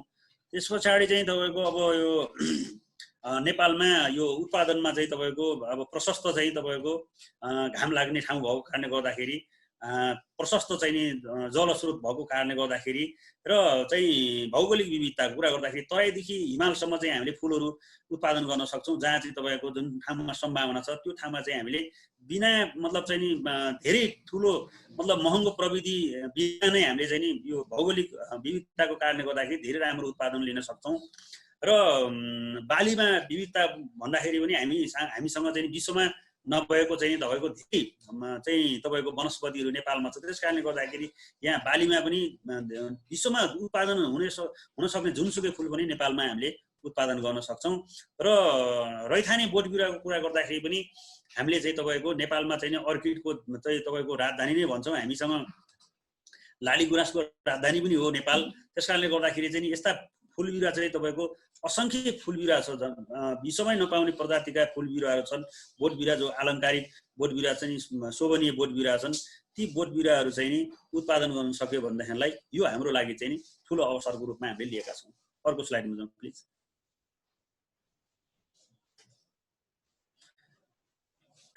अब यहाँ चाहिँ अवसरको कुरा गर्दाखेरि अघि हामीले भनेका छौँ सहरको विकासको क्रममा विकास बढिरहेको छ।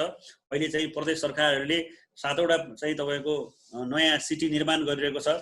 यद्यपि अहिले चाहिँ तपाईँको पूर्वदेखि पश्चिमसम्म चाहिँ जुन तराईको एउटा मात्रै महेन्द्र राजमार्ग थियो, अहिले अर्को चाहिँ तपाईँको चाहिँ पुष्पलाल मध्य पहाडी बन्यो। त्यस पछाडि अर्को के अरे मदन भण्डारी चाहिँ राजमार्ग पनि बन्दैछ। त्यस कारणले गर्दाखेरि ती राजमार्गहरूमा चाहिँ तपाईँको चाहिँ अब विभिन्न सहरहरू बन्छ। ती सहरहरूमा चाहिँ सडकहरूमा चाहिँ फुलको चाहिँ आवश्यकता पर्दछ, त्यस्ता बोट बिरुवाको आवश्यकता पर्दछ। त्यो पनि हामीले अवसरको रूपमा लिइरहेका छौँ भनेदेखिलाई यो अब सरकारले आफैले चाहिँ नयाँ सहरहरू निर्माण गर्ने, अहिले 16वटा चाहिँ नयाँ सहर निर्माण गर्ने भनेर चाहिँ नि तोकि नै सकेको अवस्था पनि छ। त्यस कारणले गर्दाखेरि हाम्रो बोट बिरुवाहरू धेरै खपत हुने चाहिँ नि अवसरहरू रहेको छ। त्यस कारणले अहिले पछिल्लो समयमा हुनु त अहिले यो होटेलहरूको कुरा नगर्दा पनि हुने हो, तर यद्यपि नेपालको अहिलेको परिस्थिति चाहिँ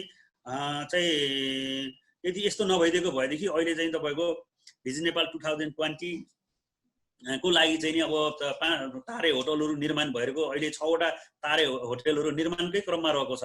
त्यसले गर्दाखेरि पनि यहाँ चाहिँ एउटा राम्रो सम्भावना छ भन्ने हामीले चाहिँ अवसर भनेर हामीले भनेका छौँ। त्यस पछाडि ठुल्ठुला छिमेकी मुलुकहरू छन्। यो अहिले के अरे अहिलेको परिस्थितिमा हामीले यहाँ जति फुल उत्पादन गर्न सके पनि यो चाहिँ तपाईँको दक्षिणमा रहेको चाहिँ छिमेकी मुलुकमा नि हामीले एक्सपोर्ट गर्ने सम्भावना छ र उत्तरमा रहेको छिमेकी मुलुकमा नि हामीले चाहिँ नि एक्सपोर्ट गर्ने सम्भावना रहेको छ। त्यहाँको चाहिँ त्यो बजार हाम्रो लागि सुरक्षित छ। त्यस पछाडि चाहिँ अब अन्तर्राष्ट्रिय सभा सम्मेलनहरू चाहिँ खेलकुदहरू आयोजना गरिरहेका छ नेपाल सरकारले। त्यसमा पनि तपाईँको त्यस्ता इभेन्टहरूमा चाहिँ फुलको चाहिँ नि व्यापक चाहिँ प्रयोग हुने सम्भावना छ। अनि त्यस पछाडि चाहिँ अब सरकारले अब चाहिँ अन्य कृषिलाई चाहिँ भन्सार छुटको व्यवस्था गरेको छ। त्यस पछाडि चाहिँ तपाईँको नेपालमै चाहिँ राम्रो खालको चाहिँ उत्पादन भइरहेको पनि यो अवसरको रूपमा रहेको छ। र जनशक्ति कुरा गर्दाखेरि चाहिँ आम युवाहरू नेपालमा चाहिँ अवसर छैन भनेर चाहिँ विदेश गइरहेको छ। ती विदेश जाने युवाहरूलाई चाहिँ नेपालभित्रै हामीले चाहिँ रोजगारी दिन सक्ने चाहिँ प्रशस्त सम्भावना छ। हामीले त भनिरहेका छौँ कि हामी अब जनशक्ति हामीले चाहिँ एक्सपोर्ट गर्ने होइन कि हामीले चाहिँ यहाँको वस्तु उत्पादन गरेर चाहिँ वस्तु एक्सपोर्ट गरेर हामीले चाहिँ विदेशी मुद्रा आर्जन गर्नुपर्छ भनेर हामीले भनिरहेका छौँ। अहिले चाहिँ विश्वविद्यालयमा फ्लोरिकल्चरको पढाइ पनि सुरु भएको छ। हामीले चाहिँ अब हुन त तपाईँको यो एएफयूसँग त्यसपछि टियुसँग यता चाहिँ तपाईँको अहिले चाहिँ फ्लोरिकल्चरको पढाइ सुरु भएको छ। जस्तै इलाम क्याम्पसमा चाहिँ योभन्दा अगाडि चाहिँ एउटा चाहिँ फ्लोरिकल्चरको कोर्स नै चाहिँ तपाईँको चाहिँ अगाडि बढिरहेको थियो। यद्यपि यो पछि गएर अहिले मतलब चाहिँ फ्लोरिकल्चरलाई चाहिँ ड्रप गर्यो भन्ने मैले सुन्नमा आएको छ। यद्यपि यो चाहिँ के भइरहेको छ यो बुझ्नुपर्ने स्थिति छ।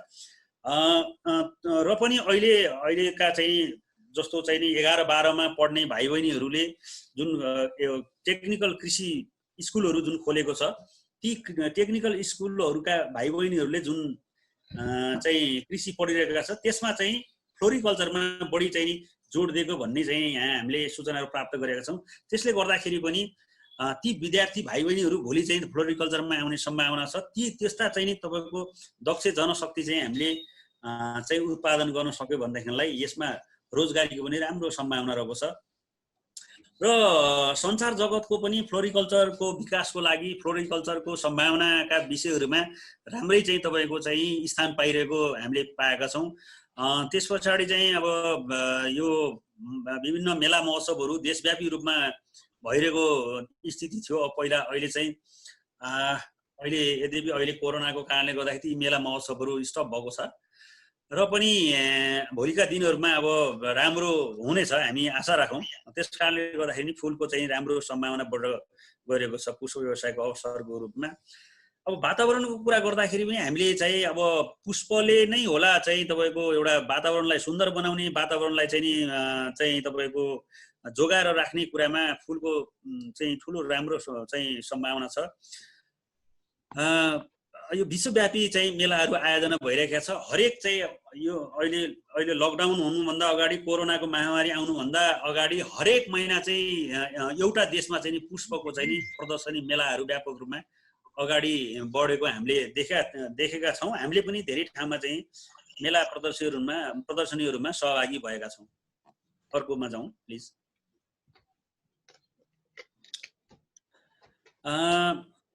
यो चाहिँ अब यो चुनौतीका विषय कुरा छ। अब यसमा चाहिँ हामीले यो चुनौतीका विषयहरूलाई चाहिँ यो हामीले पुष्पको व्यवसायको प्रवर्धनको लागि चाहिँ विभिन्न सञ्चारहरू माध्यमबाट चाहिँ यो प्रचार प्रसार चाहिँ सही तरिकाले नभएको भन्ने हाम्रो बुझाइरहेको छ।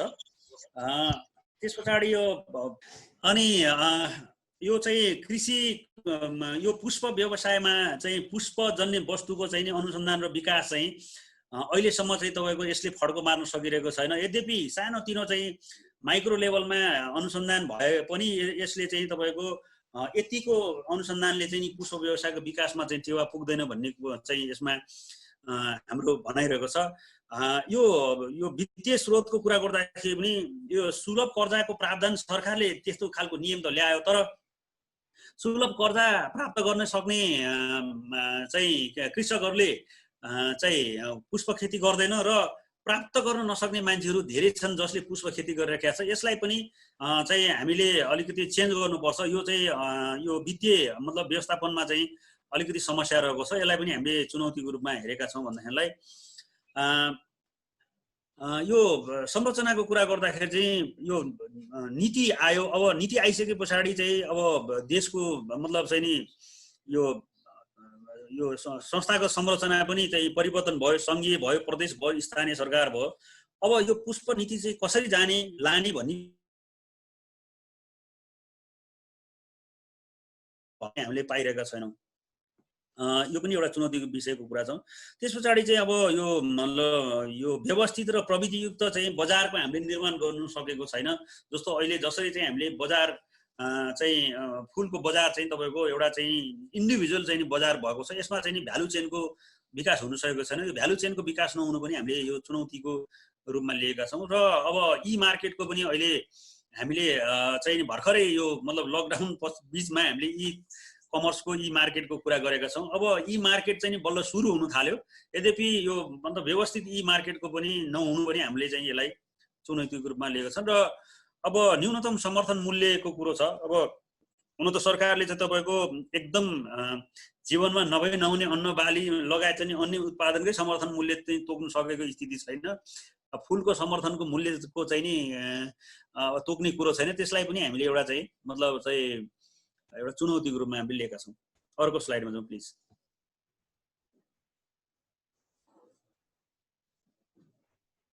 अर्को स्लाइडमा जाउँ।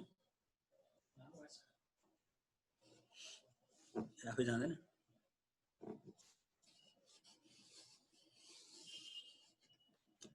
अर्को स्लाइडमा जाउँ प्लिज।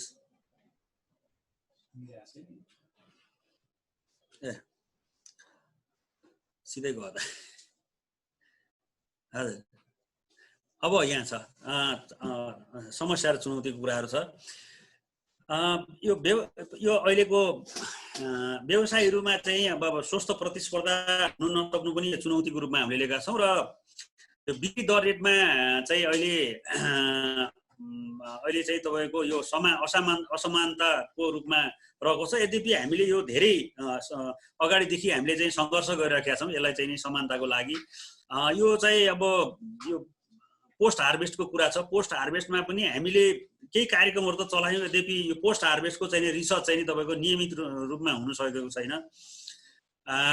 यसमा चाहिँ अब यो लाभ लागतको अध्ययन पनि चाहिँ हामीले चाहिँ हुन सकेको छैन। यद्यपि हामी आफ्नो तर्फबाट केही कामहरू गऱ्यौँ, तर त्यसलाई निरन्तरता दिने कामहरू गर्न सकेका छैन।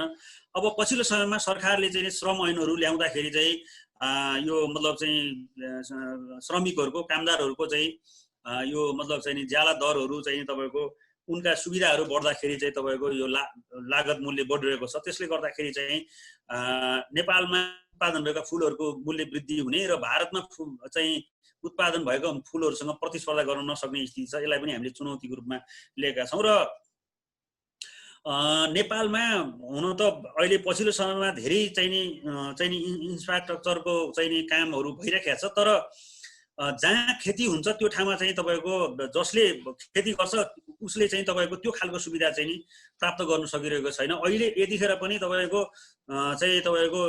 काठमाडौँ आउने चाहिँ नारायणगढको बाटो काठमाडौँ आउने बाटो चाहिँ तपाईँको कतिखेर कहाँनिर चाहिँ डिजास्टरले चाहिँ बाटो रोकिन्छ भन्ने कुराहरू, त्यस्ता कुराहरू चाहिँ धेरै समस्याको रूपमा रहेको छ।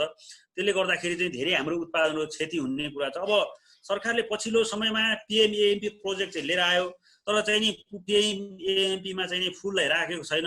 यद्यपि सरकारले अब खालि चाहिँ तपाईँको खाद्यान्न पदार्थमा मात्रै ध्यान दिने होइन कि त्यसका अल्टरनेटका चाहिँ कृषि उत्पादनहरूलाई पनि पकेट क्षेत्र ब्लक जोनहरू बनाएर चाहिँ तपाईँको त्यस्ता कार्यक्रम ल्याउन सक्यो भनेदेखिलाई त्यो अहिले चाहिँ सम्भावना रहेको छ। यद्यपि त्यो त्यतातिर हामी ध्यान गइरहेको छैन। त्यसले गर्दाखेरि यसलाई चाहिँ हामीले चुनौतीको रूपमा लिएको छ। अब यसमा चाहिँ तपाईँको यो युवा मैत्री प्रविधिको विकासमा कमी भनेर भनेको छ। यद्यपि नेपालमा चाहिँ अहिले पछिल्लो समयमा पुष्प क्षेत्रमा काम गर्ने यो चाहिँ तथ्याङ्क हेर्दाखेरि चाहिँ 40 वर्ष नकटेका चाहिँ तपाईँको झन्डै 60% भन्दा बढी मान्छेहरू चाहिँ तपाईँको चाहिँ यो पुष्प व्यवसाय लागेको तथ्याङ्कले देखाउँछ।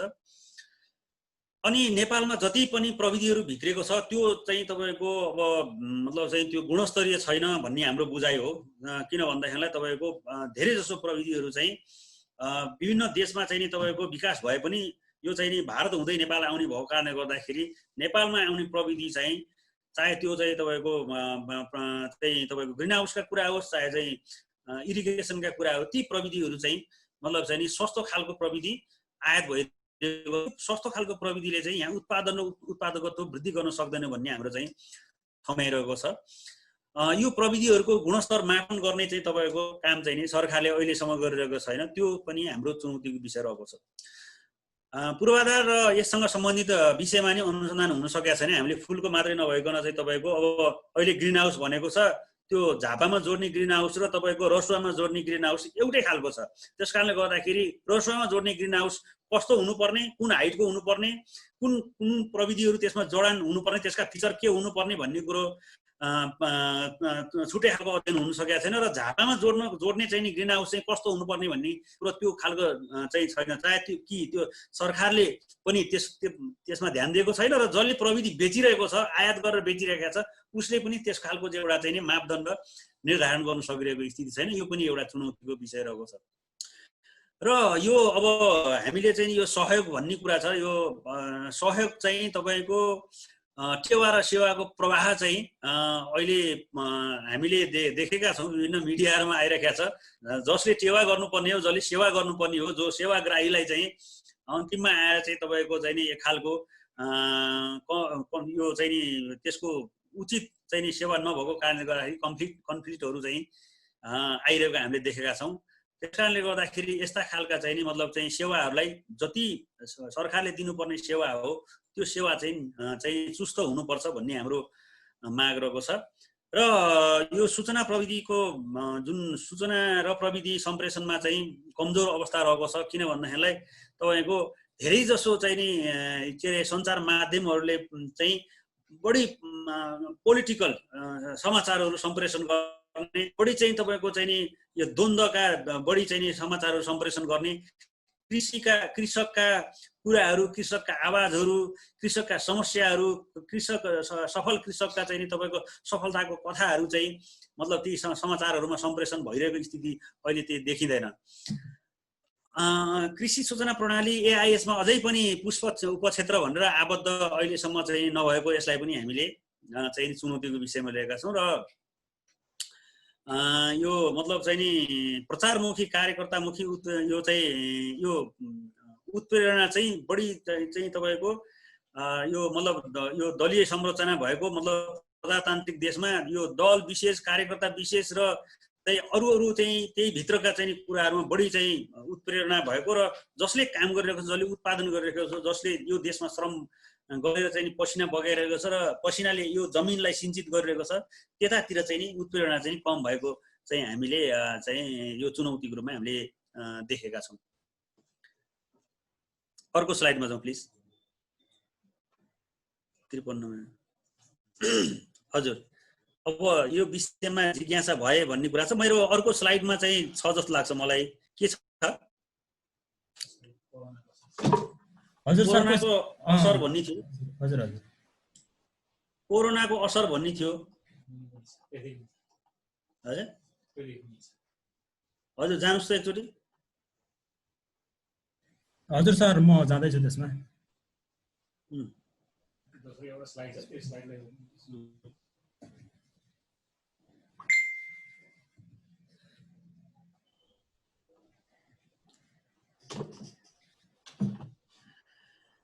अब यो कोभिड-19ले चाहिँ पुष्प व्यवसायमा पारेको असरको विषयमा चाहिँ अब के असर गर्यो होला त भन्ने विषयमा यहाँहरू जिज्ञासु हुनुहुन्छ भन्ने मलाई लाग्छ।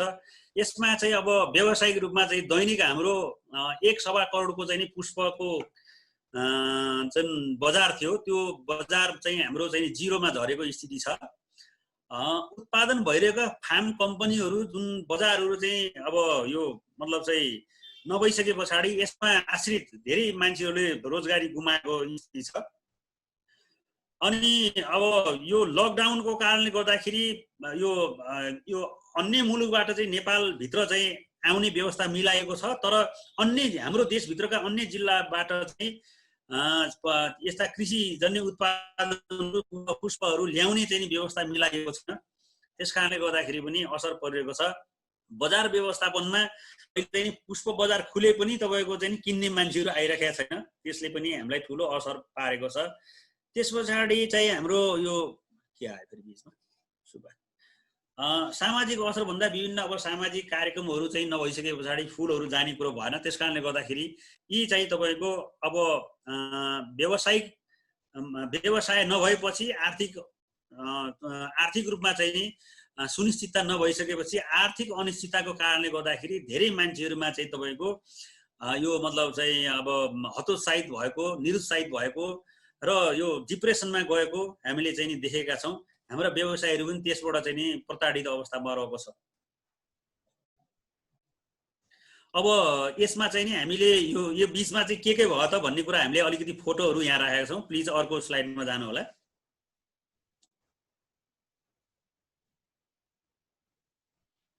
कृपया अर्को स्लाइडमा जानु होला। हजुर सर, हजुर म यहाँ ल्यापटप थोरै ह्याङ भएर ए प्लिज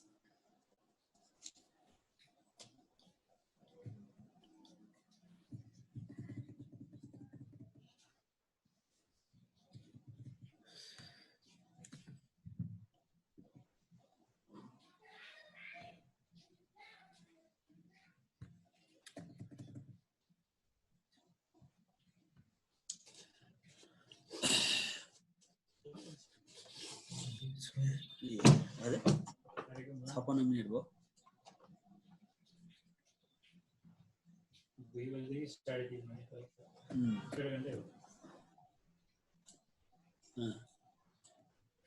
अब मैले यहाँ आफैले अगाडि छारेँ। अब यो उत्पादित मतलब पुष्पहरू चाहिँ हामीले बजारसम्म ल्याउनु सकिरहेको छैन। अहिले मल विषादी व्यवस्थापन गर्न सक्दाखेरि धेरै ठुल्ठुला चाहिँ उत्पादन कम्पनीहरू कोल्याप्स भएको स्थिति छ अहिले यतिखेर। त्यस पछाडि अब यो मौसम अनुसारको उत्पादन भएको कटफ्लावरहरू चाहिँ मौसमी बोट बिरुवा चाहिँ सबै चाहिँ तपाईँको मल खाडलमा हालेर चाहिँ हाम्रा किसानहरू चाहिँ अहिले मतलब चाहिँ आर्थिक रूपले तन्नम भएको स्थिति छ।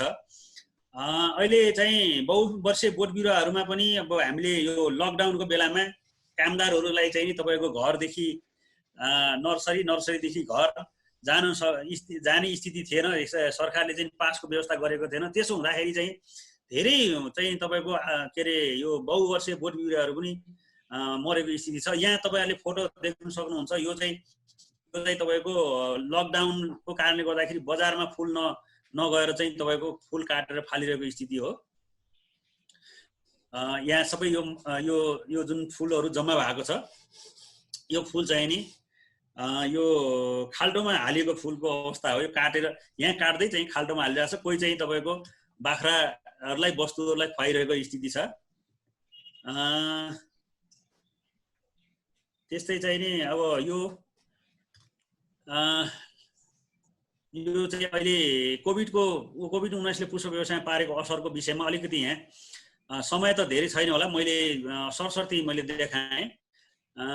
यो कोभिड-19 सङ्क्रमण हुनबाट बच्नको लागि सरकारले गरेको लकडाउनको कारण ग्राहकहरूले खरिद गर्न आउन नसक्दा आर्थिक गतिविधि ठप्प रहेको, प्रशासनिक खर्चहरू, कर्मचारीको तलब, कामदारको ज्याला, जग्गा बाल, ऋणको सामा, ब्याज किस्ता भुक्तानी गर्न समस्या भइरहेको छ यतिखेर। त्यस पछाडि चाहिँ अब व्यावसायिक अनिश्चितताका कारण पारिवारिक तथा मानसिक समस्या भएको र पुष्प व्यवसायमा आशित झन्डै 20 देखि 25% मान्छेले चाहिँ रोजगारी गुमाएको स्थिति रहेको छ। अब अर्कोमा जाउँ प्लिज। अर्को स्लाइडमा जाउँ। यो अर्को स्लाइडमा हामी देख्छौँ यहाँ चाहिँ फुल काटेर सबै चाहिँ तपाईँको यो बारीमा फालिएको स्थिति छ। यो चाहिँ यो दर्दनाक स्थिति हो। अर्को छ यहाँ चाहिँ तपाईँको फुलहरू अब कहिले लकडाउन खोल्ला भनेर चाहिँ नि केही फुलहरू यो बाटामा पानी राखेर प्रिजर्भ गरिरहेको स्थिति देखिन्छ यहाँ। यद्यपि यो फुल उत्पादक चाहिँ नि निराश भएर चाहिँ तपाईँको फुललाई कुरेर बसिरहेको देखिन्छ।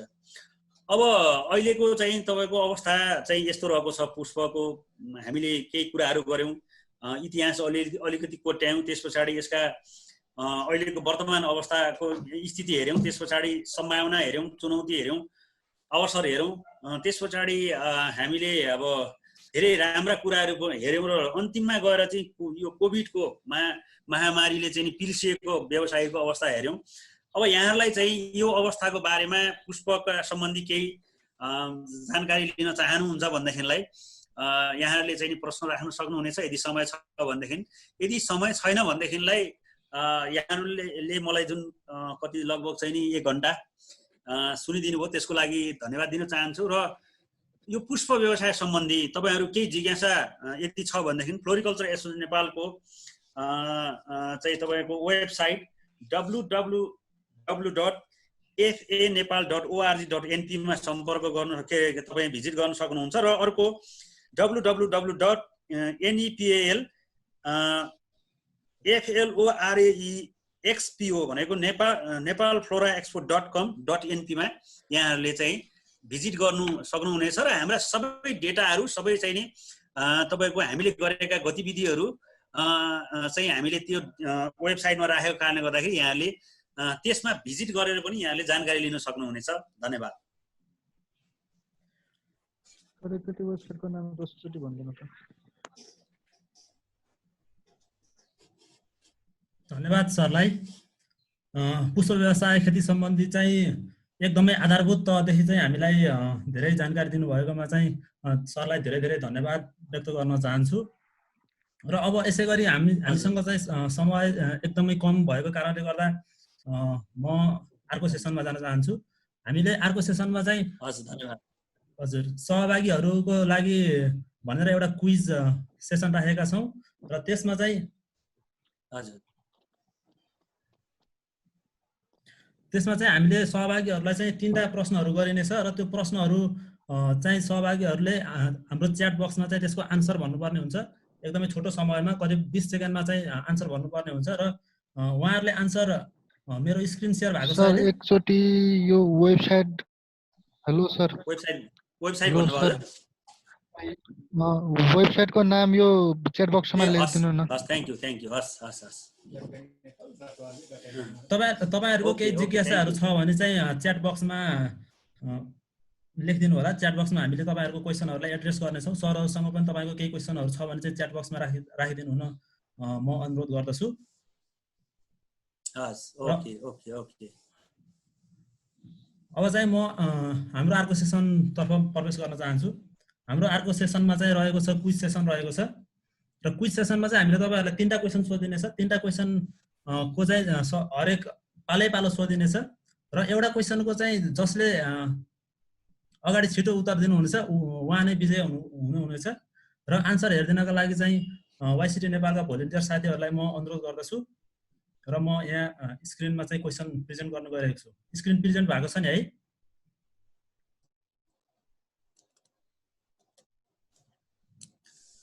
FANEPAL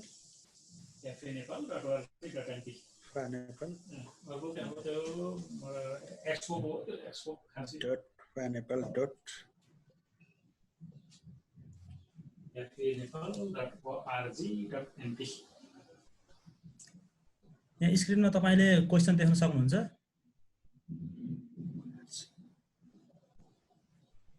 मेरो स्क्रिन प्रेजेन्ट भएको छ नि है?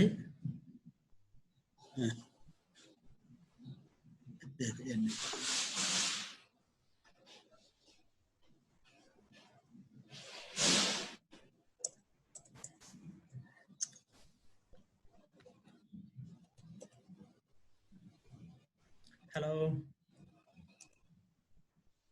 मेरो आवाज सुनिरहेको छ?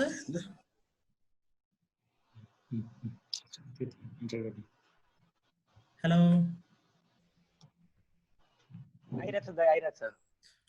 क्वेशनको आन्सर आयो कि आएन च्याट बक्समा? मैले यहाँबाट हेर्न मिल्दैन। एकचोटी भोलिन्टियर साथीहरुले भनिदिनु भयो भने। आयो। ओके, म नेक्स्ट क्वेशन तर्फ लागे है त। म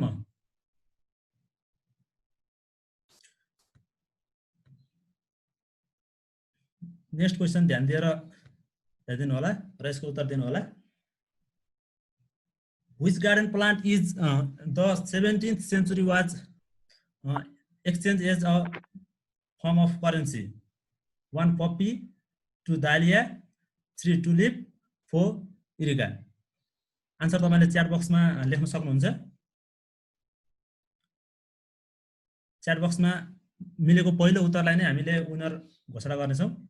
आयो दाइ, आन्सर आयो। ओके, अब म नेक्स्ट क्वेशन तर्फ लाग्दछु।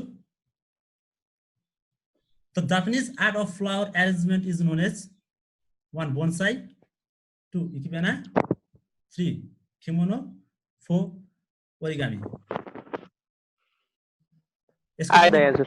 यसको पनि पहिलो सही उत्तर दिने चाहिँ विजेता हुनुहुनेछ र हामीले यो क्विजको विजेता चाहिँ कार्यक्रमको अन्तिममा घोषणा गर्नेछौँ र उहाँलाई चाहिँ हाम्रो तर्फबाट वाइसिटीको तर्फबाट चाहिँ एउटा सानो प्राइजको व्यवस्था गर्नेछौँ। कृपया कार्यक्रमको अन्तिमसम्म चाहिँ बसेर साथ दिनु होला।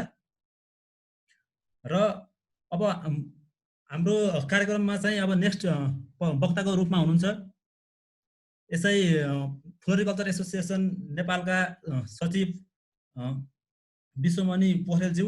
उहाँलाई पनि आफ्नो यस फ्लोरिकल्चर सम्बन्धी चाहिँ आफ्नो केही भनाइहरू राखिदिनु हुनका लागि हार्दिक अनुरोध गर्दछु।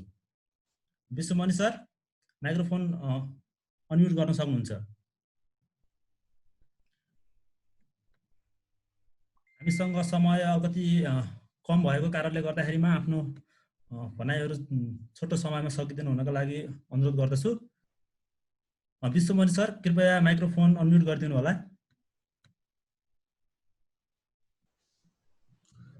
रमेशजी सर। रमेशजी म निस्केँ है त, म अर्को मिटिङ छ। हुन्छ सर। तपाईहरुको कार्यक्रमको सफलताको शुभकामना दिँदै सम्पूर्ण बिएससिएजी का साथीहरू, लमजुङ क्याम्पसका विद्यार्थी साथीहरूलाई म चाहिँ हार्दिक सम्मान गर्न चाहन्छु। आजको कार्यक्रम दिनुभयो। म मेरो अर्को कार्यक्रम भएको कारणले गर्दाखेरि म अहिले तपाईहरुसँग बिदा लिन चाहन्छु। धन्यवाद। हुन्छ सर। कुमार सर आफ्नो समय व्यस्तताका कारण हामी माझबाट बिदा भएर जानुभएको छ। विश्वमणि सरसँग हामी कनेक्ट गर्न खोज्दैछौँ। विश्वमणि सर, कृपया आफ्नो माइक्रोफोन। हजुर। हेलो हजुर सर, सुनिएको छ। आवाज आयो? हजुर, आएको छ। यहाँहरु चाहिँ जति पनि सहभागी हुनुहुन्छ यो चाहिँ जुम मिटमा, यहाँ सबैलाई हार्दिक स्वागत तथा नमस्कार टक्राउन चाहन्छु। खास गरिकन यो फ्लोरिकल्चर एसोसिएसन नेपालले गरेका गतिविधि अनि आएर सम्भावना चुनौती सबै हाम्रो अध्यक्षज्यूबाट पनि जानकारी यहाँहरूले पाइसक्नु भएको छ। अब यो वास्तवमा चाहिँ फ्लोरिकल्चर सेक्टर चाहिँ धेरै सानो स्टेजबाट अहिलेसम्म आएको स्टेज हो र चाहिँ यो चाहिँ उदाउँदो खालको व्यवसायमा आइरहेको थियो। अहिले कोभिडले गर्दाखेरि धेरै छ। यो सन्दर्भमा चाहिँ अध्यक्षज्यूले धेरै कुराहरू राख्नुभयो र त्यो चाहिँ एउटा लिखित रूपमा पनि अझै कतिपय कुराहरू कोभिडको कुराहरू छन् र हामीले यसलाई एकत्रित गर्न सकेका छैनौँ। विशेष गरी अझ यो हुँदाहुँदै पनि धेरै साथीहरूले फुललाई चाहिँ नोक्सान गर्नुभयो। कतिपय साथीहरूले रिस्क बेयर गरेर कोभिडलाई नै चाहिँ एउटा रिस्क मोडेर पनि प्रवर्धनको क्षेत्रमा चाहिँ हस्पिटलहरूमा लगेर बिरामीहरूलाई दिने अनि त्यसपछि आएर डक्टर नर्सहरूलाई इन्करेज गर्ने खालको पनि काम गर्नुभयो। म अहिले चाहिँ खास गरी यो लकडाउनकै कारणले म अहिले केन्द्रमा नभएको र म अहिले जिल्लामा आफ्नै जिल्लामा म अहिले भइरहेको हुनाले मैले आफ्नो पावर प्रेजेन्टेसन म दिन सकिनँ। तथापि आगामी दिनमा यहाँहरूले फेरि पुनः अर्गनाइज गर्ने कार्यक्रममा म फेरि पुनः यहाँ चाहिँ दिने म बाचा पनि गर्छु र केही जिज्ञासाहरू यहाँहरूको रह्यो भने मैले चाहिँ यो च्याट बक्समा मैले फ्यान नेपालको जिमेल मैले त्यहाँ गरिदिएको छु र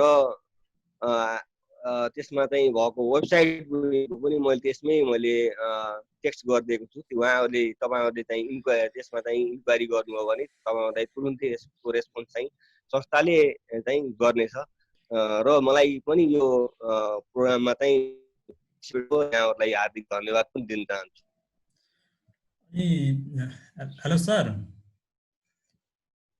हजुर, अब यसमा चाहिँ खास गरिकन यहाँहरूको क्वेसन पनि 3-4वटा क्वेसन आएको छ। मैले हेरिराखेको छु। मैले अब हाम्रो अध्यक्षज्यूले प्रेजेन्टेसन गरिराखेको हुनाले चाहिँ मैले भन्न नमिलेको। यहाँ खास गरी 3टा क्वेसनहरू आएको छ यहाँ मैले देखिरहेको छु।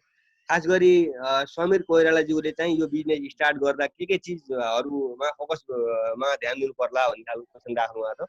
उहाँको उत्तर चाहिँ के हो भने खास गरी अलिकति हामीले चाहिँ सर्वेलाई अलिकति ख्याल गर्नु पर्यो।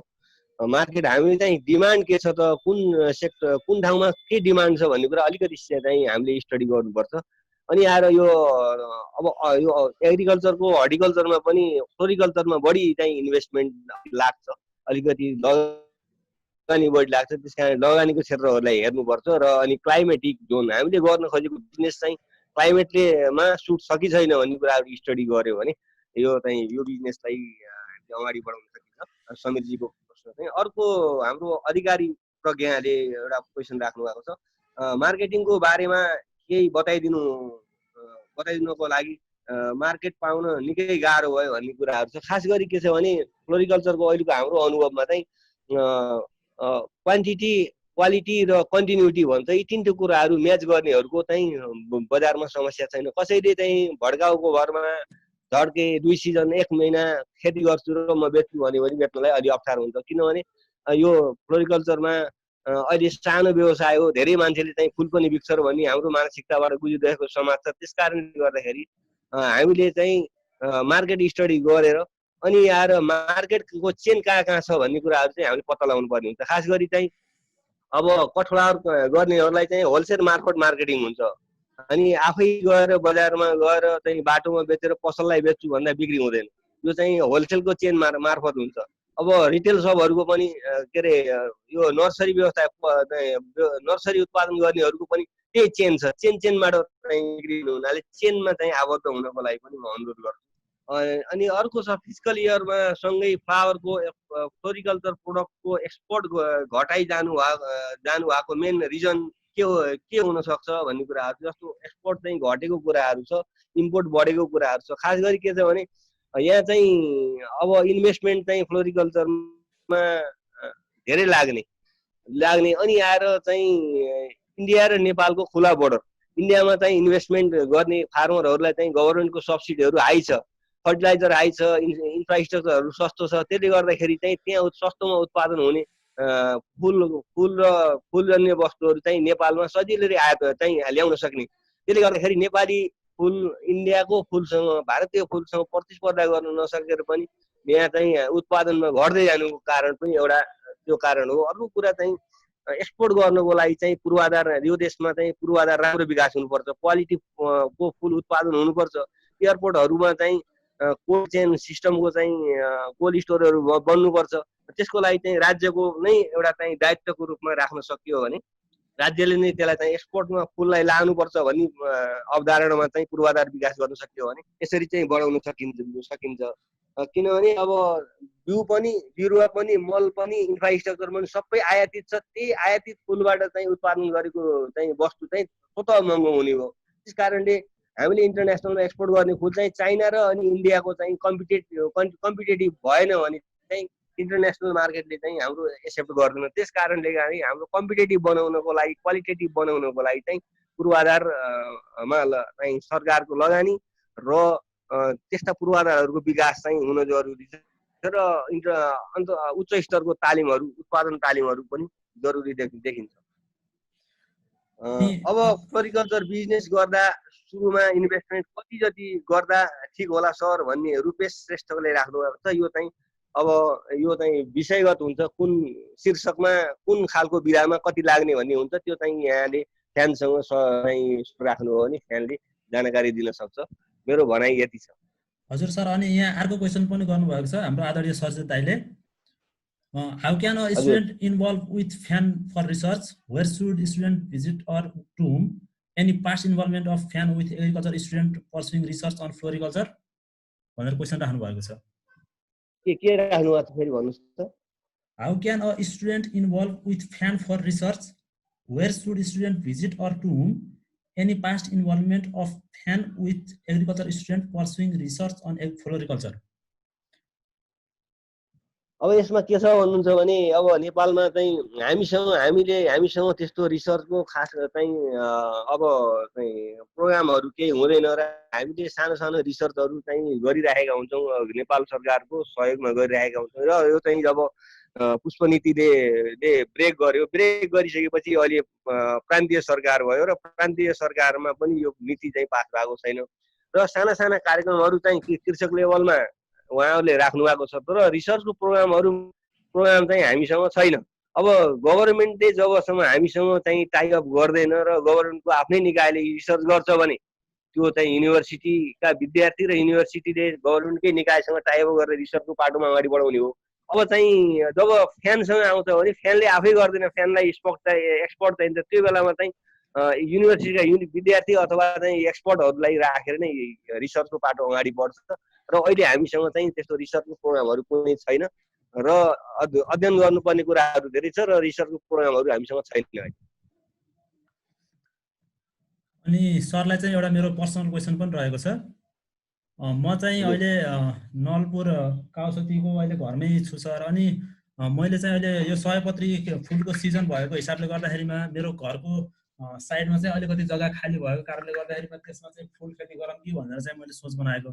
अनि त्यसको लागि चाहिँ बेर्ना चाहिँ अब बिउ त अब अहिले अब अलिक ढिलो भइसक्यो बिउको लागि। अनि बेर्ना सार्नको लागि चाहिँ बेर्ना चाहिँ मैले कहाँबाट पाउन सक्छु र अनि गएर यसको लागि चाहिँ बेर्ना चाहिँ कति जति कस्ट पर्छ होला बेर्नाको, अनि गएर यसबाट चाहिँ कति जति उत्पादन जति दिन सकिन्छ होला, करिब 1 कट्ठा जतिबाट तपाईँलाई चाहिँ त्यसमा अनुभव बताइदिनु होला।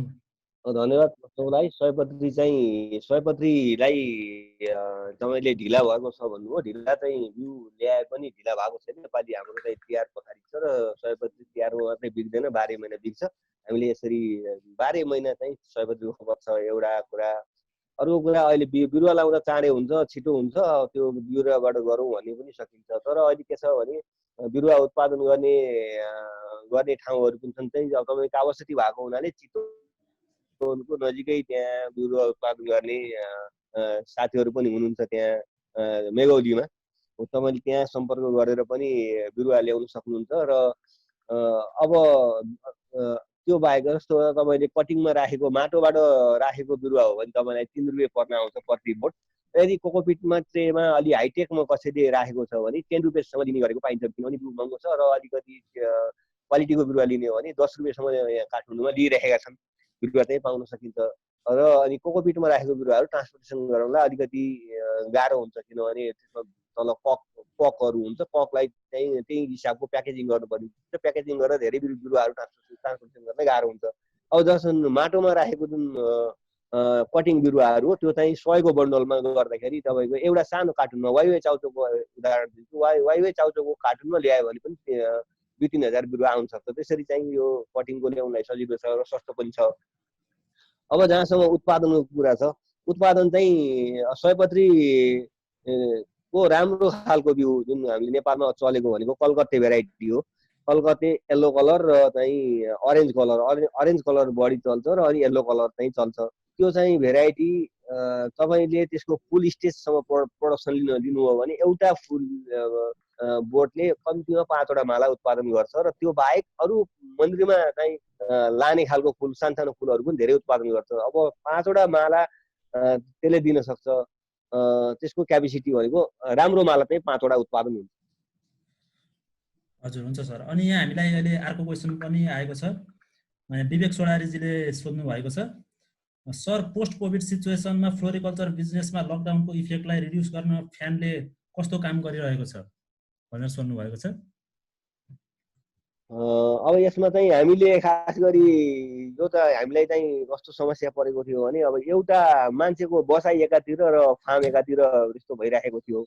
अनि हामीलाई त्यहाँ फार्ममा गएर पानी हाल्नलाई, मल हाल्नलाई पनि, टेक केयर गर्नलाई पनि चाहिँ हामीलाई चाहिँ गाह्रो भइरहेको थियो। अवस्थामा चाहिँ हामीले पासको व्यवस्था मन्त्रालयमा गयौँ, हामीले क्याम्पेनहरू गऱ्यौँ। त्यसपछि आएर जिल्ला चाहिँ कृषि ज्ञान केन्द्रहरूमा पनि हामीले अपिल गऱ्यौँ, अनि त्यहाँबाट सिफारिस गऱ्यौँ। त्यति गर्दा पनि जिल्ला प्रशासन कार्यालयबाट त्यो सुनवाई भएन र पास दिन मानेन।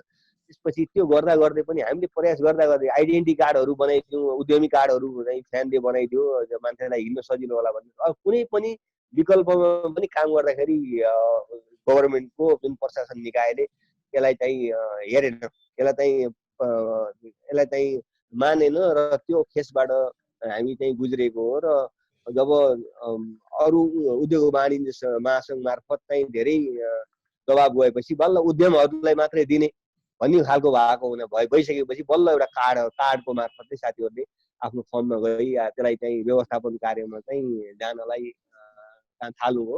त्यो अवस्थासम्म लगभग 2 महिना चाहिँ हाम्रो फार्महरू चाहिँ एकदमै डेड अवस्थामा थियो।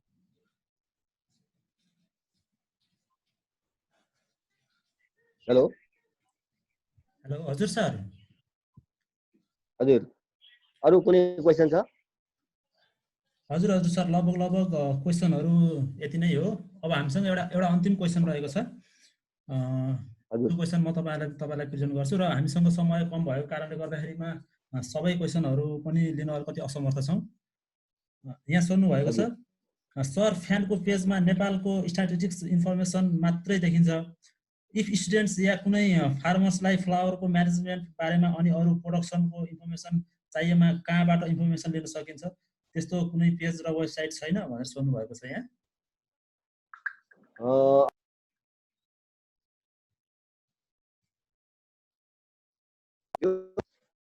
अब हामीले सूचना प्रविधिमा हाम्रो चाहिँ त्यहाँ पुगेको छैन। अब खास गरी टेक्नोलोजीहरूको पार्टमा चाहिँ हामीले प्रोडक्सन टेक्नोलोजीका केही बुकलेटहरू हामीले चाहिँ बनाएका छौँ र केही हामीले अपलोड कतिपय एउटा स्पेसिङको कारणको कारणले पनि हामीले चाहिँ त्यस्ता टेक्नोलोजीहरू राख्न सकेका छैनौँ र कतिपय त्यो बनाउन सकिरहेका पनि छैन। हाम्रो वेबसाइटमा छन् कि नभएकाहरू हाम्रो संस्थामा छन्। यहाँहरूले यदि जिज्ञासा राख्नुभयो भने हामीले यहाँहरूलाई प्रोभाइड गर्न सक्छौँ। ओके सर, हामीसँग लगभग क्वेसनहरू यति नै आएको छ र हामी चाहिँ लगभग अब कार्यक्रमको अन्त्यतिर आइसकेका छौँ र हामीले कार्यक्रममा हाम्रो वक्ता सरहरूले चाहिँ आफ्नो एकदमै अमूल्य समय हामीलाई दिनुभएकोमा हामीले मायाको चिनो स्वरूप चाहिँ एप्रिसिएसन सर्टिफिकेट भनेर चाहिँ हामीले भर्चुअली प्रदान गर्न लागेका छौँ र यो सर्टिफिकेट चाहिँ म एकचोटि तपाईँहरूलाई पढेर सुनाउन चाहन्छु। Certificate of appreciation. This certificate is proudly presented to Mr. Kumar Kasatu Shrestha for giving us your precious time as a resource person in the program titled Floriculture in Nepal, organized by Youth for Community Transformation Nepal, held on July 13, 2020. Shishir Singh Bohra, president YCT Nepal भनेर हामीले यो token of love चाहिँ हामीले सरहरूलाई चाहिँ प्रदान गरेका छौँ।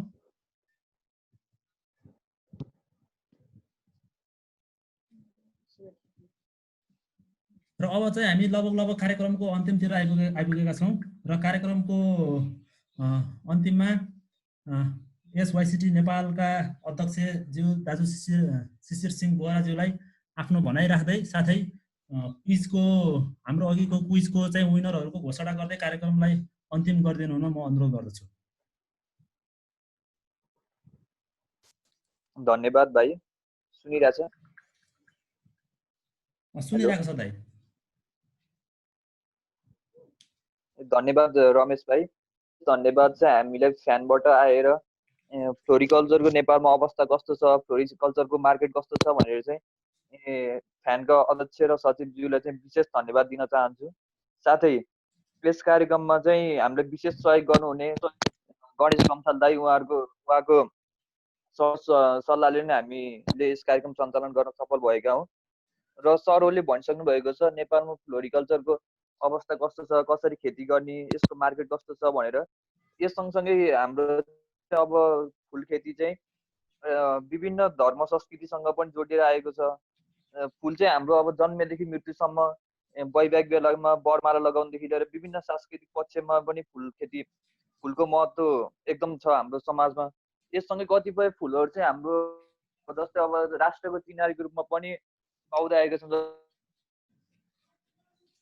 नेपालले विश्व सामु चिनाएको छ। त्यस्तै विभिन्न देशका आफ्नो आफ्नो राष्ट्रिय फुलहरू हुन्छन्।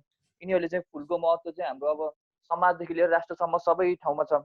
यससँगै फुलले चाहिँ हामीले जीवन दर्शनको पनि कतिपय ठाउँमा चाहिँ जीवन र दर्शनको बिचमा नि सम्बन्ध कायम गरेको छ। जस्तै अब फुलसँगै तुलना गरेर कतिपय सौन्दर्यका कुराहरू बयान गरिन्छ। अब फुलै फुल मात्र पनि होइन, जीवन काँडा बिच फुल पनि रहेछ जीवन भन्ने जस्तो विभिन्न दार्शनिक कुराहरू फुलसँगै जोडेर आएको छ। त्यससँगै अब फुलले चाहिँ हाम्रो वरिपरि रहेको प्रकृतिहरू पनि हराभरा बनाउने। अब फुलबाट चाहिँ अब नेपालमा चाहिँ खासै प्रयोग नभए पनि नेपालमा विशेष गरी कट फ्लावरहरू प्रयोग भए पनि अब विभिन्न अत्तरहरू बनाउनु पनि, सेन्टहरू बनाउन फुलको महत्त्व चाहिँ एकदम बढी छ। त्यसैले चाहिँ यहाँहरू फ्यानका सरहरूले चाहिँ हामीले चाहिँ अब फुलको महत्त्व यसरी हाम्रो सामाजिक राष्ट्रिय पक्षमा हुँदाहुँदै पनि किन अब नेपालमा फुल खेती राम्रोसँग हुन सकिरहेको छैन, भनेर चाहिँ फ्यानको सचिव सरले, फ्यानको अध्यक्ष सरले चाहिँ हामीले एकदम उहाँहरूको अमूल्य समय दिनुभयो।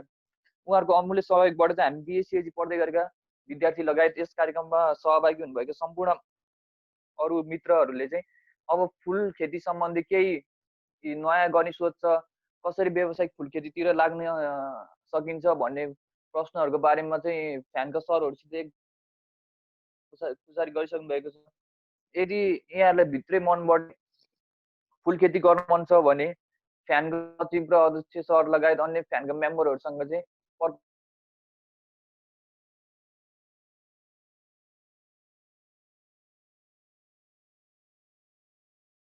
सकिन्छ। उहाँकै सहयोगमा चाहिँ यस कार्यक्रम सफल अन्त्यमा चाहिँ हाम्रो फ्यान एसोसिएसन नेपालका चाहिँ पूर्ण सदस्य लगायत सम्पूर्ण कार्यकारी लगायत विशेष चाहिँ यस कार्यक्रममा आएर चाहिँ हामीले यहाँहरूको गरिमामय उपस्थिति गराइदिनु भएकोमा फ्यानको सचिव सर र अध्यक्ष सरलाई चाहिँ विशेष धन्यवाद दिन चाहन्छु। धन्यवाद।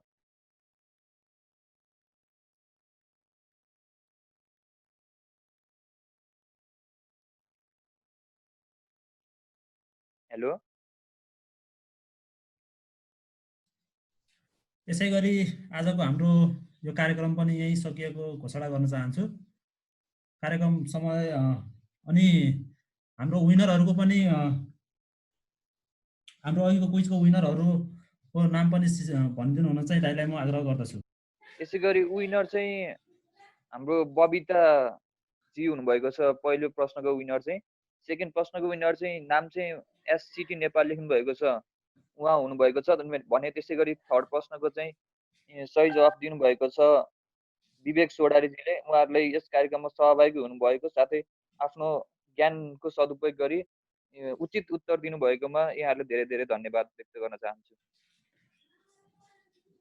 अनि यसै गरी तपाईँहरूलाई चाहिँ हामीले प्राइजको पनि व्यवस्था गरेका छौँ र तपाईँहरूले चाहिँ आफ्नो प्राइज लिनको लागि चाहिँ हामीले मोबाइल टपअपको व्यवस्था गरेका छौँ। त्यसको लागि चाहिँ तपाईँहरूले आफ्नो मोबाइल नम्बर हामीलाई दिनुपर्ने हुन्छ र तपाईँले यहाँ च्याट बक्समा पनि दिन सक्नुहुन्छ, अथवादेखि तपाईँले हाम्रो वाइसिटीको पेजमा चाहिँ फेसबुक पेजमा चाहिँ मेसेज गरेर आफ्नो नम्बर तपाईँहरूले हामीलाई दिन सक्नुहुन्छ। तपाईँहरूलाई हामीले प्राइज स्वरूप